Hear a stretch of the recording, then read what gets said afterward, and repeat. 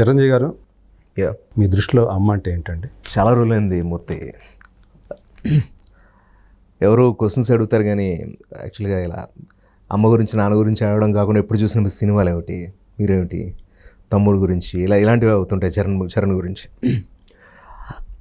మొట్టమొదటిసారి అమ్మ గురించి నాకు కూడా పంచుకోవాలని ఉంది. చాలా రోజులైంది. అమ్మ ఏం చెప్పను నేను. ఈ రోజున మేము ఇలా ఉన్నామంటే కారణం మా అమ్మ దయ. ఆవిడ బిడ్డలుగా మేము పుట్టి పబ్లిక్ అంతా ఒక త్రిమూర్తులుగా కొలుస్తున్నారంటే, ఈ రోజున ఇంత స్థాయికి ఎదిగాను అంటే, ఒక చిరంజీవిగా నేను మీ ముందు ఇంత గొప్ప పేరు తెచ్చుకున్నాను అంటే కారణం మా అమ్మ. అదే కాదు, ఇప్పటికే ఆవిడ నన్ను చిన్నపిల్లల్లో చూసుకుంటూ తిన్నానా లేదా అని ఈ వయసులో కూడా ఆవిడే వండి పెడుతూ, ఆవిడ వండిన ఫుడ్ నాకు ఇంట్లో పెడుతూ, దగ్గరుండి ముద్దలు కలిపి పెడుతుంటే ఎంతో ఎంతో ఆనందంగా ఉంటుంది. కోవిడ్ టైంలో కూడా మీరు చూసే ఉంటారు ఆ వీడియోస్ అన్ని. ఇలా ఎన్నో అనుబంధాలు. అమ్మ నన్నే కాదు, నాగబాబుని కానీ కళ్యాణ్ బాబుని కానీ అందరిని కూడా అంతే సమానంగా చూసుకుంటుంది. కోడలను కూడా కూతుర్లా చూసుకుంటుంది. పిల్లలు అంతా కూడా ఈ రోజుకి ఇంత వయసు వచ్చినా కూడా ఎంత ఎనర్జెటిక్గా ఉన్నానంటే కారణం మా అమ్మ భోజనం. Welcome to our channel. నేను యజ్ఞమూర్తి. ఇప్పుడు మన ముందు ఒక ప్రతిభావంతుడైనటువంటి ఒక విలక్షణ నటుడు ఉన్నారు. చేసిన ఏ పాత్రలైనా సరే ఇట్టే ఇమిడిపోయే నటుడు. సో చిరంజీవి గారి చేత ప్రశంసలు పొందినటువంటి నటుడు. సో ఎవరైనా అంటే చిరంజీవిని సైతం మెప్పించి, అంటే ఆయన చేసిన పాత్రల్ని ఆయన ముందే ప్రదర్శించి ఆయన చేత శభాష్ అనిపించినటువంటి నటుడు అనమాట. సో అతను జోష్ రవిగా పేరు పొందినటువంటి రవి. సో అతని కెరీర్ ఎలా సాగుతూ వచ్చింది, అతని కథ ఏంటి, అలాగే ఇటీవలి ఆంధ్రప్రదేశ్ ఎన్నికలకు సంబంధించి సో ఆ రిజల్ట్ మీద, అంటే ఒక పవన్ కళ్యాణ్ గారి గురించి కానివ్వండి, అలాగే చంద్రబాబు నాయుడు గురించి కానీ ఆయన ఏమనుకుంటున్నారు, ఆ విషయాలు ఆయనతోనే మాట్లాడి తెలుసుకుందాం. నమస్తే రవి. అన్నయ్య నమస్తే. సంతోషం, వెరీ హ్యాపీ. సో ఇలా మనం ఫస్ట్ టైము కెమెరా ముందు ఎలా కలుసుకోవటం, మీ నుంచి కాల్ రావడం అనేది నిజంగా నేను కూడా రియల్లీ నేను ఒక మిట్ ఎదిగానని మీ కాల్ వల్ల నాకు అర్థమైంది. Thank you so much.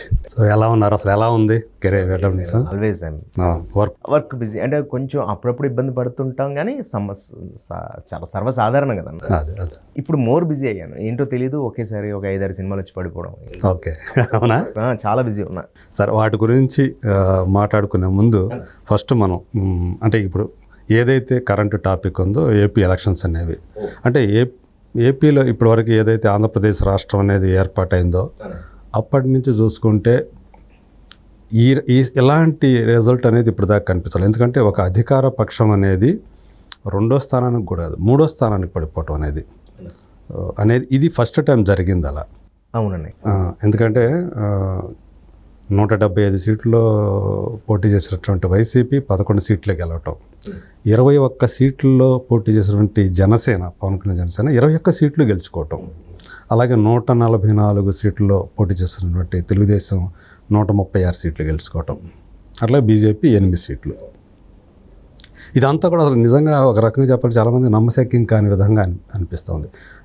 ఇవన్నీ చూసుకుంటే సో మీకు ఏమనిపిస్తుంది? అంటే మీకు చిరంజీవి గారి అన్న, ఆయన ఫ్యామిలీ అన్న అభ్యాసం నాకు తెలిసి అభిమానం ఉందనుకుంటాను నేను. సో మీకు ఈ రిజల్ట్ చూసినప్పుడు ఏమనిపించింది మీకు? అన్న ఒక మాట, అసలు సందేహం లేదండి. నేను ఏం చెప్తానంటే, ముఖ్యంగా రాజకీయాల విషయంలో టు బీ హానెస్ట్, నాకు 5వ తరగతి కుర్రాడిని తీసుకెళ్ళి ఇంటర్మీడియట్లోనో లేకపోతే పీజీ ఎక్కడ పడేస్తే ఎలా ఉంటుందో కాలేజీలో, అలా నాకు కూడా పాలిటిక్స్ జీరో, తెలీదు. శాసనసభ ఏంటి, రాజ్యసభ ఏంటి, ఎంపీ ఎమ్మెల్యేలా గొడవ ఏంటి, నాకేం తెలియదండి. తెలియనప్పుడు మనం మాట్లాడకూడదు ఒకటి. కాకపోతే ఇప్పుడు తెలుస్తున్నవి, మనం మరీ దారుణంగా మన మీద పడుతున్న రోజువారీ ఇబ్బందులు, మన పెరుగుతున్న ధరలు, కరెంటు బిల్లులు, పెట్రోల్ రేట్లు, రోడ్లు, వాతావరణం అన్నీ చూసుకుంటూ ఉన్నప్పుడు ఏంటి సమస్య అన్నప్పుడు, అరే నీ ఊరి ఎమ్మెల్యే ఏంటి, నీ ప్రెసిడెంట్ ఏంటి, సమాజం ఏంటి, ఒరే మనకి తెలుసుకోలేదు, మన బాధ్యత కదా. రాజకీయం మనకు తెలియదు అన్నం పర్ఫెక్ట్ కాదు కదా అని ఈ మధ్య కొంచెం నేర్చుకుంటున్నా. అంటే మనకు రాజకీయాలతో నేరుగా ప్రమేయం లేకపోయినా రాజకీయాలే మనం ప్రభావితం చేసేది. ఆ రాజకీయాలు లేకుండా మన ఉండదు.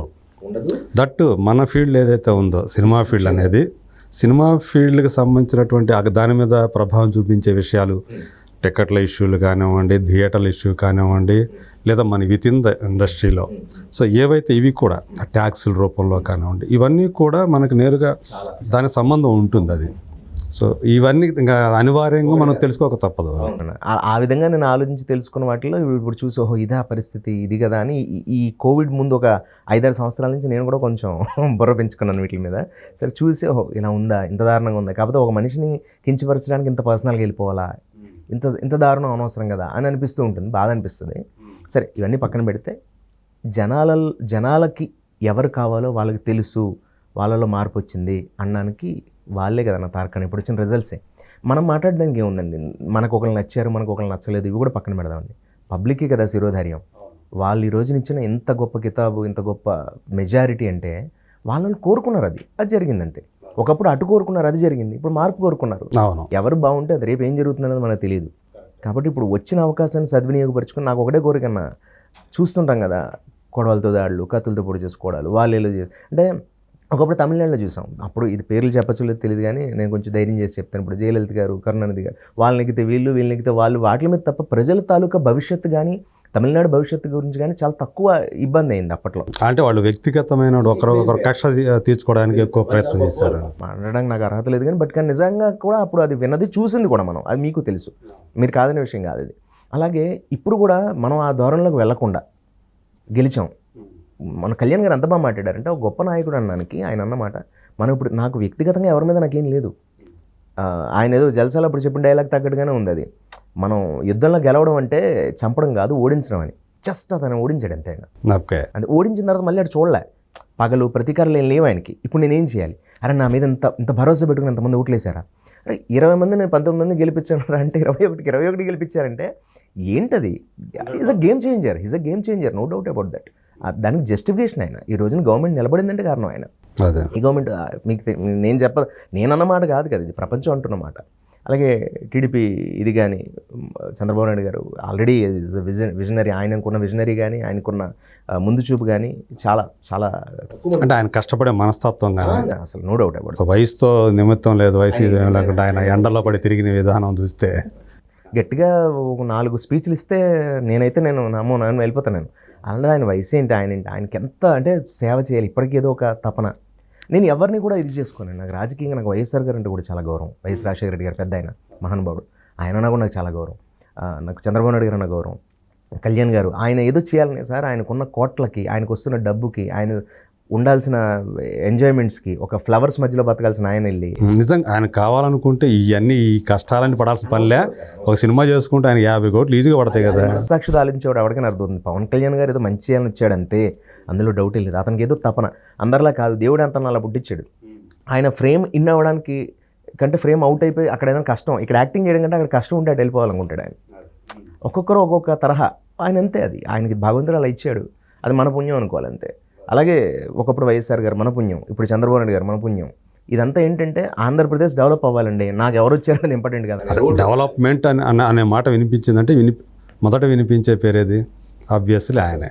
అఫ్కోర్స్ నాకు నమ్మకం వచ్చింది. ఫస్ట్ ఆఫ్ ఆల్ ఇది స్వార్థం అనుకుని ఏమైనా అనుకోండి, ఒకటైతే చెప్తాను. ఇప్పుడు వచ్చిన ఎలక్షన్స్ గెలవడం వల్ల సినిమా ఇండస్ట్రీ ముందు మాత్రం నాకు పెట్టిన ఇబ్బందులు బాధపడ్డామని. ఆంధ్రప్రదేశ్లో థియేటర్స్ అవి పరిస్థితులు సినిమాని తొక్కేసినట్టు చేశారు. కానీ ఇప్పుడు వచ్చిన గెలుపు వల్ల సినిమా ఇప్పుడైనా ఆంధ్రప్రదేశ్లో మరింత బాగుంటుంది అనేది. అంటే మా సినిమాని బతికించండి ఆంధ్రప్రదేశ్, అది నేను కోరుకోవడం తప్పేం కాదు కదా. సినిమాల్ని బతికించాలన్నయ్య, సినిమా బాగుండాలి. సినిమా బాగుంటేనే నేను బాగుంటేనే చుట్టుపక్కల మా సినిమా పరిశ్రమ అంతా బాగుంటుంది. కార్మికులు ఎంతమంది, మేనేజర్స్ ఎంతమంది, లైట్ బాయ్స్ ఎంతమంది, యాక్టర్స్ నాలాంటి వాళ్ళు, స్టార్. ఒక సినిమా హాల్ చుట్టూ ఎంత నడుస్తుంది, వేరే ఎంతమంది ఆధారపడి బతుకుతారు. ఒక సైకిల్ స్టాండ్, ఎక్కువ సైకిల్ వస్తే, ఒకప్పుడు చిరంజీవి సినిమా రిలీజ్ అయితే బాగుండరా బాబు, నా కూతురు పెళ్లి చేయించాను, నాకు పెద్ద మనిషి ఫంక్షన్ చేయించాను అని సైకిల్ స్టాండ్ కూడా వెయిట్ చేస్తాను పాలకొల థియేటర్లో. నాకు తెలిసి యూనివర్సిటీ డైలాగ్స్లో ఒకరోజు అదేం సినిమా అది ఆడలేదు, అది బిగ్ బాస్ అనే సినిమా. నాకు చాలా అంటే ఆ టైటిల్కి దానికి వెళ్తే థియేటర్లో సినిమా నిలబడలే కదా. ఆ టైటిల్ పోయిందని బాధపడ్డాను నేను సినిమా పోవడం కంటే. అది అన్నయ్యకి పర్ఫెక్ట్ కదా అది అప్పట్లో అంత ఇదిలోనే. అక్కడ ఇప్పటికీ గుర్తు, తిరిగి మేము అందరం కలిసి వెళ్ళిపోతుంటే, అంటే నాకు చాలా చిన్న వయసు అది, బట్ చూసాయిగా నాకు లీలగా గుర్తు ఏంటంటే, అక్కడ ఉన్న అతను బాధపడేది ఏంటంటే, అమ్మ ఆయన సినిమా ఆడి ఉంటే బాగుండు, ఆయన సినిమా ఆడితే సైకిల్ తగ్గిపోతున్నాయి అతనికి. అప్పుడు సైకిల్సే కదా, సైకిల్స్ మీద రావడం. బిగ్ బాస్ టైంలో స్కూటర్స్, సైకిల్స్, కార్స్ ఏమంతా. పైగా ఆయనకున్న మాస్ ఫాలోయింగ్కి సైక్లింగ్స్లో రోజుకి 4 ఆటలు అంతంత సైకిల్స్ ఉంటే చాలా ఎక్కువ డబ్బు వస్తుంది కదా. అంటే నేల టికెట్ ఎక్కువగా తెగే హీరో కదా. అలాంటి మాస్ హీరో ఇది లేకపోయేసరికి అరే చిరంజీవి సినిమా ఇలా అయిపోయిందండి అని నెక్స్ట్ మళ్ళీ అతను ఇంకో హిట్ పడగానే అతను పెళ్లి చేసి అలంత సంపాదించుకున్నారు సినిమా. ఇదంతా ఎక్కడ జరుగుతుందంటే సినిమా బాగుంటే థియేటర్ బాగుంటేనే. ఇప్పటికీ నేను బాధపడుతుంటాను, మీరు నమ్మరు. పెనుగొండ నా గ్రామం, నా మార్టీర్ అనేది నా ఊరు పక్కన పెనుగొండ. ఇప్పుడు ఉండట్లే కానీ నా ప్రాంతాలు చెప్తున్నాను. అదే మీ స్వస్థలం, అదే స్వస్థలం పెనుగొండ. చిరంజీవి గారు కూడా అక్కడే పుట్టారు. నాకు తెలియదు ఆ విషయం, చిరంజీవి గారు చెప్పారు నాకు ఆ విషయం. అందరూ అక్కడ మొగలదూరు ఇక్కడ ఉంటారు, కాదు పెనుగొండట. ఆయన పాస్పోర్ట్లో కూడా చూశాను నేను.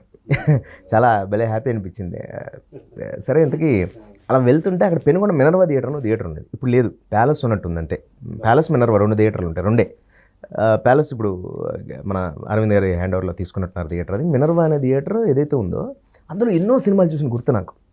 ఇలా మామూలుగా ఇలా కారులో మన షూటింగ్కి వస్తూ రాజమండ్రి ఎయిర్పోర్ట్కి అందుకోవాలి, అటు నుంచి రావాలి కదా. నేను ఎయిర్పోర్ట్కి వస్తుంటే ఈ షూటింగ్కి ఇలా ఉండి ఇలా నమస్కారం పెట్టుకు వెళ్తున్నాను. వెళ్ళిపోయిన 2 నిమిషాల తర్వాత నేను ఇలా ఆలోచిస్తున్నాను. డ్రైవర్ పక్కన ఎవరు సార్ అక్కడ ఏం గుడి ఉందని దండం పెట్టారన్నాడు. నేను కొన్ని సెకండ్స్ రియలైజ్ అయ్యాను నేను. అంటే నాకు ఆ థియేటర్ని నేను మామూలుగా ఇలా అనుకుంటున్నా, గుడిలా భావించాను నేను. అంటే అది మన మనసులో అంతరంగంలో మనకు ఆ ఇంట్రెస్ట్ అంత ప్యాషన్ ఉంది కాబట్టి మనకు ఆ ఎమోషన్స్ ఉంటాయి. సినిమా థియేటర్ మీద సినిమా వల్ల ఏంటి ఏముంటాయంటే స్టార్స్కి వచ్చినట్టుగా అందరికి రెమ్యునరేషన్స్ వస్తాయా? అందరూ కూలీయే కదన్నా, లిటరల్గా కార్మిక వర్గం ఇదంతా, కూలి పనులు చేసుకుని బతికేవాళ్ళు. కోవిడ్ టైంలో నలిగిపోయారు కదా. సినిమా బాగుంటేనే అందరూ బాగుంటారు. సినిమా బాగుంటేనే కామన్ పబ్లిక్ కూడా బాగుంటారు. నాది వాళ్ళకి ఎందుకు అర్థం కాదు నాకు తెలియదు. సినిమా లేకపోతే బతకచ్చండి, ఎంటర్టైన్మెంట్ కదన్నా. అండ్ ఈ రోజున రాజకీయాలు నిర్దేశించిన ఒకప్పుడు ఎన్టీఆర్ గారి దగ్గర నుంచి అక్కడ ఎంజీఆర్ గారు అవ్వచ్చు, ఇప్పుడు పవన్ కళ్యాణ్ గారు అవ్వచ్చు, చిరంజీవి గారు అవ్వచ్చు, సినిమా నుంచే కదన్నా. వీళ్ళు ఎందుకు లోకుగా చూస్తారో అర్థం కాదు. రంగులు వేసుకునే వాళ్ళు, మొహానికి రంగులు వేసుకునే వాళ్ళు ఏం చేస్తారని. మరి ఈ రోజు రూల్ చేస్తుంది ఎవరు? మీరు అంటే రోజువారీ ఏదైతే కష్టపడతారో ఆ స్ట్రెస్ నుంచి రిలీఫ్ని ఇచ్చేది కూడా వీళ్ళే కదా. ఎందుకు కష్టపడుతున్నామన్నా? మీ మొహంలో చిరునవ్వు కోసమే కదా, ఆనందించడం కోసమే కదా. అందరూ అలా ఏమి తీసిపారేయాలండి. కొంతమంది అంటుంటారు చాలా ఎక్కువ అవుతుంది అది ఈ మధ్య. ఏంటంటే సినిమా వాళ్ళంటే తక్కువ చేయడం, ఏదో అన్నిటికీ ఏదో పార్టీస్, అదే అంటారు సాఫ్ట్ టార్గెట్ అంటారు కదా. అంటే వీళ్ళు మళ్ళీ తిరిగి అనలేరు, గట్టిగా అనలేరు.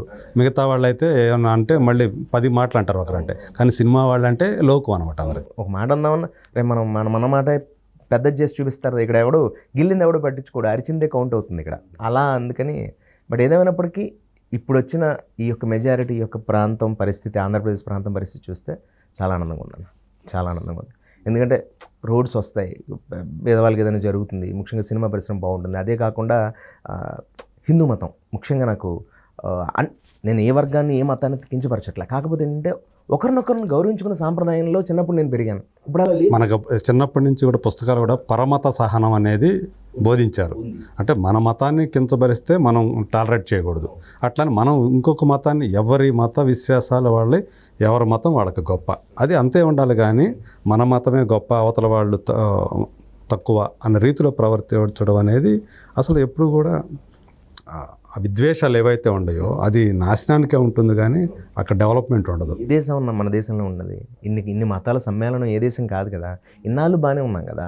ఇప్పుడు ఎందుకు ఈ చిచ్చు ఎందుకు రగులుస్తున్నారనేది మనం కూడా ఆలోచించుకోవాలి. వాడు నా ఫ్రెండ్స్లో ఉన్న వాళ్ళలో 90% 70% క్రిస్టియన్సే. నా బ్యాచ్ అంతా ఎంత స్నేహశీలంగా ఉంటాము మేము. అదే దానికి సంబంధం ఏంటి? స్నేహానికి మతానికి సంబంధమే ఉండకూడదు. అది ఇప్పుడు ఏంటంటే నా కోరిక ఏంటంటే అందరూ బాగుండాలి, ఒకరినొకరు గౌరవించుకోవాలి. నీ సాంప్రదాయం నీది. నేను చర్చికి వెళ్ళి దండం పెట్టుకుని ఎన్నో ఉన్నాయి. ఆ సంస్కారం చిన్నతనాల్లో చాలామంది ఏదన్నా జ్వరం వచ్చినా కూడా ఇలా ఊడలు ఎలా ఉంటుందంటే మసీదుకి వెళ్ళి అక్కడ తాయెత్తు కట్టించేవాళ్ళు. మరి అలాంటివి ఉండయి అవి. ఇప్పుడు నేను చేస్తున్న సినిమాలో నాది ముసల్మాన్ క్యారెక్టర్. Okay okay. నేను నా ఫ్రెండ్ని అడిగి ఎలా ఉండాలి, కంటికి సురమ ఎలా పెట్టుకోవాలి, ఇవన్నీ అడిగాను. ఈజ్ ముస్లిం, తనకు తెలుస్తాయి కదా లోపల విషయాలు, లోకల్ హైదరాబాద్ ఏదో కొంచెం ఆ భాష స్లాంగ్ మీద నేను అడిగాను అనమాట. అట్లా మరి అది తెలుసుకోవడానికి ఇది కదా, వాళ్ళకి తెలుసు కాబట్టి. నా ఫ్రెండ్ ఒకడు ఉన్నాడు, వాడు చెప్పేవాడు ఇలా ఇదిరా నమాజ్ చేసేవాడు అలా కూర్చోవాలి. అసలు ఎక్కడ బొట్టు ఇక్కడ బొట్టు కదా. ఇక్కడ వాళ్ళు నమాజ్ చేసి ఇక్కడ వాళ్ళకి మచ్చ కింద ఉండిపోతుంది కదా భగవంతుని ప్రార్థిస్తున్నప్పుడు, నమాజ్ చేసేటప్పుడు. అవన్నీ కనుక్కుని ఏదేమైనప్పటికన్నా సినిమా పరిస్థితులు అన్నీ కూడా జనాల్ని ప్రభావితం చేస్తాయనేది 100% ఇప్పుడు నిజమైంది. ఈ రోజున ఒక్కరోజు రాత్రే కదన్నా ఈ రోజున మొత్తం మారింది. ఆ రోజు రాత్రి ఆయనంత హర్ట్ అవ్వకపోయి ఉంటే కళ్యాణ్ గారు, ఆ రాత్రి ఆ ప్రయాణం ఇప్పుడు మన అందరి ప్రయాణాలని మార్చింది. మిగిలిన వాళ్ళని వేరే ప్రయాణంలోకి తీసుకెళ్ళింది. మనం ఏం మాట్లాడినా మనం నోరే అండి. కరెక్టే. జస్ట్ నోరు వల్లే మారాయి, మీరు గుర్తుపెట్టుకోండి. అదే అంటే ఒకరి బాధ ఒకటి ఎలాంటి దానికి దారి తీస్తుంది, ఒక సంకల్పానికి దారి తీసింది అది ఆ రోజు. వెంకయ్యనాయుడు గారు గొప్ప మాట అంటున్నారు. నాకు చెప్పాను కదండి, రాజకీయాలు తెలియకపోయినా ఎవరన్నా గొప్పగా మాట్లాడితే తెలుసుకోవడానికి రాజకీయం ఉంది. చాగంటి గారైనా, గరికపాటి గారైనా, వెంకయ్యనాయుడు గారైనా, ఎవరైనా, చిరంజీవి గారైనా, లేకపోతే రాజకీయంగా జగన్మోహన్ రెడ్డి గారైనా, ఎవరైనా. ముఖ్యంగా వెంకయ్యనాయుడు గారు ఒకరోజు చెప్పింది ఏంటంటే, ఆయన బాధపడ్డారు కన్నీళ్ళు పెట్టుకుని. ఏంటిది రాజకీయం, తిట్టుకోవడం అంటే ఓ పని చేయకపోతే ఆ పని ఎందుకు మీరు చేయలేకపోయారు, మీరు కదా అధిష్టానంలో ఉన్నది, మీ వల్ల జరగలేదు ఏంటి అని ప్రతిపక్షం మాట్లాడాలి. ప్రతిపక్షం తప్పు చేస్తే మీరు మాట్లాడాలి, తప్పులు మాట్లాడాలి. కానీ ఇంట్లో విషయాలు, లోపల విషయాలు, ఒకరినొకరు తోలనాడుకోవడాలు, వయసు వచ్చి మెచ్యూరిటీ ఉండి బూతులు తిట్టుకోవడాలు, ఇది రాజకీయం కాదు కదండి. అది అంటే పరిధులు దాటిపోయింది. ఆ బూతులు మాట్లాడటం అనేది పరిధి దాటిపోయి కూడా మాట్లాడటం. అది పర్సనల్గా అసలు సంబంధం ఏంటి అంటున్నాను. నీ ఇంట్లో వాళ్ళ విషయాల గురించి నీకు అతనికి సంబంధం ఏంటి, వాళ్ళది నీకు సంబంధం ఏంటి? నువ్వు ఇక్కడ పని అయిందా లేదా, అక్కడ అన్నం వెళ్తుందా లేదా, అక్కడ కడుపు కాలుతుంది, వాడి గురించి మాట్లాడు. నీ రాష్ట్రం వెనక్కి వెళ్తుంది, కొన్ని 10-20 సంవత్సరాలు మళ్ళీ వెనక్కి వెళ్తుంది, దాని గురించి మాట్లాడు. ముందుకు ఎలా తీసుకెళ్లాలని మాట్లాడాలి. పోలవరం ప్రాజెక్ట్ గురించి మాట్లాడాలి, పరిస్థితి ఆంధ్రప్రదేశ్లో రోడ్ల గురించి మాట్లాడాలి, కరెంటు బిల్లులు. మీరు నమ్మరు, నా ఫ్రెండ్ ఇంటి రెంట్ 2000, చిన్న పల్లెటూరు కదా నా ఫ్రెండ్దే, వాడు పాపం చిన్న ఇల్లు, అది వాడు అద్దెకుంటున్నాడు 2000 అద్దెకి. కరెంటు బిల్లు 5000 వచ్చింది నిన్నంటే ఒక 10 రోజుల క్రితం. అదే పోయిన నెలదే. ఏంటండి ఇలా? వాడికి ఏసీ లేదు, వాడికి ఉన్నదే సింగిల్ బెడ్రూమ్ లాగా ఒక చిన్న ఇల్లు, ఒక బెడ్రూము ఏవో పెట్టుకున్నారు. ఏంటి అర్థం కాదు నాకు అసలు అది. ఆ బిల్లులు పెన్షన్స్, కొంతమందికి పెన్షన్స్ రాక బాధపడుతున్న వాళ్ళు ఉన్నారు. ఇవన్నీ నేను కూడా చూశానండి. అందరికీ ఇలా జరుగుతుందని నేను అనట్లే. బట్ కాకపోతే నేను ఎవరిని, ఒక మనిషి పేరు కూడా నేను మీకు అందుకే చెప్పలే, ఒకరని అనట్లే. ఎవరు చేసినా తప్పే. ఇక నుంచి అయినా సరే, ఇప్పుడు వచ్చిన వాళ్ళైనా సరే మంచి చేయాలి, అది నా పరానే భేద. అంటే మన సినిమా వాళ్ళలో కూడా రోజా గారిని తీసుకున్నా, పోసాన గారిని తీసుకున్నా, వాళ్ళు కూడా ఎక్కువ దోషణలు అనేది ఏ స్థాయికి తీసుకెళ్ళిపోయారో మనం చూసాము. తప్పేనన్నా ఎవరు చేసినా, పెద్దవాళ్ళు వాళ్ళంతా వయసులో మాట్లాడచ్చు తెలియదు కానీ, బట్ నోరు జారి మాట్లాడడం చాలా తప్పు. అది కూడా చిరంజీవి, పవన్ కళ్యాణ్ గారి గురించి మాట్లాడటం. సార్, చిరంజీవి గారి ఇంటికి వెళ్ళి ఆయన ఆసరా పొంది, ఆయన నీడలో ఉంటూ, ఆయన ఆశీర్వాదాలు తీసుకుంటూ, అవసరానికి ఆయన దగ్గరికి వెళ్ళి మళ్ళీ వెనక్కి రాగానే గోతులు తవ్వడం అనేటటువంటిది కుసంస్కారం, అది చాలా తప్పు. ఆయన చాలా నెమ్మదైన మనిషి, దగ్గరగా చూసిన మనిషి, కానీ ఆ వయసు చిన్నదవచ్చు, కానీ నాకు చాలా అనుభవం ఉంది ఆయన దగ్గర. ఆయన ఎంతమందికి అన్నం పెట్టాడో, ఎంతమందికి ఎన్ని 100,000 ఇచ్చారో, ఎన్ని లక్షలు ఇచ్చారో నాకు తెలుసు. గుండు హనుమంతరావు గారు ఆయనతో పనిచేసిన సినిమాలు వేలతో లెక్క పెట్టచ్చండి. ఏంటి అల్లరి సుభాషిణి గారు, ఆవిడ పరిస్థితి ఏంటి, ఆవిడకి ఎలా చేశారు ఆవిడ? ఆ చిరంజీవి గారు అమ్మాయి గారిని పంపించి మరీ డబ్బులు ఇప్పించి ఆయన దగ్గరుండి. ఇంకెలా పొట్టి వీరయ్య గారు ఆయనతో పని చేశారా, పని చేయలేదని. పావుల శ్యామల గారు కరెక్ట్. ఇంకా నేను అలా మనం అంతమంది అండి, కొంతమంది ఎవరో జర్నలిస్టులు, అప్పుడెప్పుడు ఆయన ఎవరో పత్రికా విలేకరు ఒక ఆయన, పాప ఆయన హార్ట్ సర్జరీ జరిగితే అప్పుడేదో ఆయనకి రీసెంట్గా కొంతమందికి నేను చూశాను సార్, రోజుకి 2-3 లక్షలు ఆయన ఎక్కడో అక్కడ, వారానికి దగ్గర ఒక 5-10 లక్షలు వెళ్తూనే ఉంటుంది సార్. ఎందుకు రీసెంట్గా ప్రభు గారికి కూడా స్టార్ హాస్పిటల్లో వైద్యం చేయించారు రీసెంట్గానే. మనం అడగకపోయినా ఆయన ఇంట్లో మనిషిలా గుర్తుపెట్టుకుని చేయడం అంతెందుకు సార్. నేను సహాయం పొందింది ఉంది సార్, నేను అడగలే, నాకేమైనా నేను సంపాదించుకోలేనా, చేయలేనా. కానీ ఆయన ఏంటి ఇలా విన్నాను అని ఒకసారి ఫోన్ చేశారు, నేను చెప్పుకోలేను కానీ అన్నయ్య అది ఎవరికి తెలియదండి, అది ఎవరికి తెలియదు, నేను ఎవరికి చెప్పుకోలే. అంటే మీకు ఆర్థిక పరమైందా లేకపోతే ఆర్థిక పరమైందే, కానీ అది నేను మోయలేంది కాదు, నేను మోసుకోగలిగిందే. ఎవరికైనా వస్తాయి, ప్రతి మనిషికి వస్తాయి ఎదిగే టైంలో. ఒక యూత్ స్టేజ్ నుంచి మనం ఒక మెచ్యూరిటీ స్టేజ్కి వెళ్ళే ప్రాసెస్లో ఇళ్ళను, వ్యాకిలను, సొంత ఇంటికి పెట్టింది ఇదను, ఇంకోటను. సినిమాలు ఇదేం గవర్నమెంట్ జాబ్, ప్రైవేట్ జాబ్ కాదు, అటు ఇటు అతలాకుతలం అవుతుంటాను. అవును. నేనేం స్టార్ని కాదు, అలాంటి నేనేమి డిపెండ్స్ అపాన్ వర్క్ ఉంటుంది. వర్క్ లేనప్పుడు కష్టాలు ఉంటాయి. పరిస్థితుల్లో ఆయనకి ఎవరు చెప్పారు రవి ఇలా ఇబ్బంది పడుతున్నారని, ఆయనకి ఎలా అయినా తెలియదు. ఒక రాత్రి ఫోన్ చేశారు, ఒక ఈవినింగ్ టైమ్స్లో. నేను అప్పుడే పడుకుని నిద్ర లేచాను అనమాట. కొంచెం మానసికంగా చాలా ఆందోళనగా ఉంది మనసు అంతా. నేనేం చేయలేను, నేను ఏం చేస్తాను, ఏదైనా ఇబ్బంది ఉంటే శివుడికి అభిషేకం చేసుకుని కాసేపు నాకున్న మంత్రం ఏంటంటే అలా చదువుకుని కాసేపు దండం పెట్టుకుని ప్రయత్నిద్దాం అని మళ్ళీ ఆఫీసులకి వెళ్ళడం, కలవడం, నా సినిమా నేను ప్రయత్నాలు చేసుకుంటాను. వచ్చింది ఆ సినిమా సిన్సియర్గా చేస్తాను. ఎప్పుడు మన పేరున చిన్న మచ్చగాని ఇంకోటి ఏది లేదు. బట్ నేను డబ్బును ఎందుకో నేను సంపాదించుకోలేకపోయాను పెద్దగా. అంటే పని చేశాను, డబ్బులు వచ్చి అవి అప్పటికప్పుడు నిజంగా ఏ నెలవారీగా అయిపోతున్నాయి, అవి అలా అయిపోతున్నాయి అంతే. అంతేగాని వాటిని నిల్వ చేసుకోవటం, వాటిని ఆదాయం చేసుకోవటం అంత రాలేదు. 1,00,000 రూపాయలు వచ్చిందన్న, 1,00,000 నీకు ఏంటన్నా, 30,000 రెంట్ అయిపోయి ఇంటికో 25,000 పంపించి ఈఎంఐలు కట్టేసరికి కారు కనో లేకపోతే ఇంకోటనో ఏసీ కనో మనం ఏదైనా వస్తువు కొన్నా, లేకపోతే ఇంట్లో నెలవారీ ఖర్చులు, పప్పు ఉప్పు సామాన్లు, ఫ్యాన్సీ ఐటమ్స్, ఇంట్లో ఏదైనా షాపింగ్స్ ఎవరికైనా ఇంట్లో అందరికీ ఏదో ఒకటి అడుగుతూనే ఉంటారు కదా. ఇంకా అమ్మ ఆరోగ్య పరిస్థితి, ఇంకోటి నాన్నగారు పెద్దవాళ్ళు అవుతున్నారు, ఎవరింట్లో ఉండవు. ఇంటింటి రామాయణం ప్రతి ఇంట్లో ఉండేది. ₹1,00,000 ఎవరికి కనబడదండి. 1,00,000 సంపాదన ఎవరు ఈ రోజుల్లో 1,00,000 అనేది పెద్ద విషయమే కాదు అసలు. సిటీ వాతావరణంలో నెల తిరిగి చేసేప్పటికి 1,00,000 ఏమైపోయిందో అర్థం కాదు. అసలు ఎంతగా ఉంటుందని ఒకటో తారీఖు గురించి మనం ఎదురు చూస్తుంటే అది రేపు వచ్చేస్తుంది. అసలు నువ్వు పట్టించుకోకుండా ఉంటే అదే కనుక నీకు డబ్బు రావాల్సిన చోట ఉందంటే ఒకటో తారీఖు గమ్మున రాదు. అది లేట్ అవుతుంది. అది లేడు. నీకు ఇవ్వాల్సిన వాడు ఒకటో తారీఖు ఇస్తానన్నాడు అనుకోండి, ఒకటో తారీఖు వచ్చాక మాట్లాడితే ఒకటి రాదే. కానీ నువ్వు రెంట్ కట్టాలన్నా, ఈఎంఐలు కట్టాలన్నా రేపటికి ఒకటో తారీఖు కనబడుతుంది. ఇదేంటి అది మనిషి మిడిల్ క్లాస్. ఇది నేను వెరీ లోవర్ మిడిల్ క్లాస్ ఫ్యామిలీలో పుట్టాను అనమాట. సరే ఈ ప్రాసెస్లో సినిమానా అమ్మ అనే ఒక పరిస్థితి ఏర్పడింది అన్నయ్య. పర్లేదు, సినిమా ఎప్పుడు ఇక్కడే ఉంటుంది, నాకు అమ్మ ఇంపార్టెంట్ అని వెళ్ళిపోయా. ఓకే. మీరు నమ్మరు, నా ఇంటి యజమానికి కూడా తెలియదు, హైదరాబాద్లో వెళ్ళిపోయా. ఎన్నాళ్ళ క్రితం ఇది జరిగేప్పుడే 4 months అవుతుంది, 4-5 months అవుతుంది. ఓకే. రీసెంట్గానే? It's very recent. ఓకే.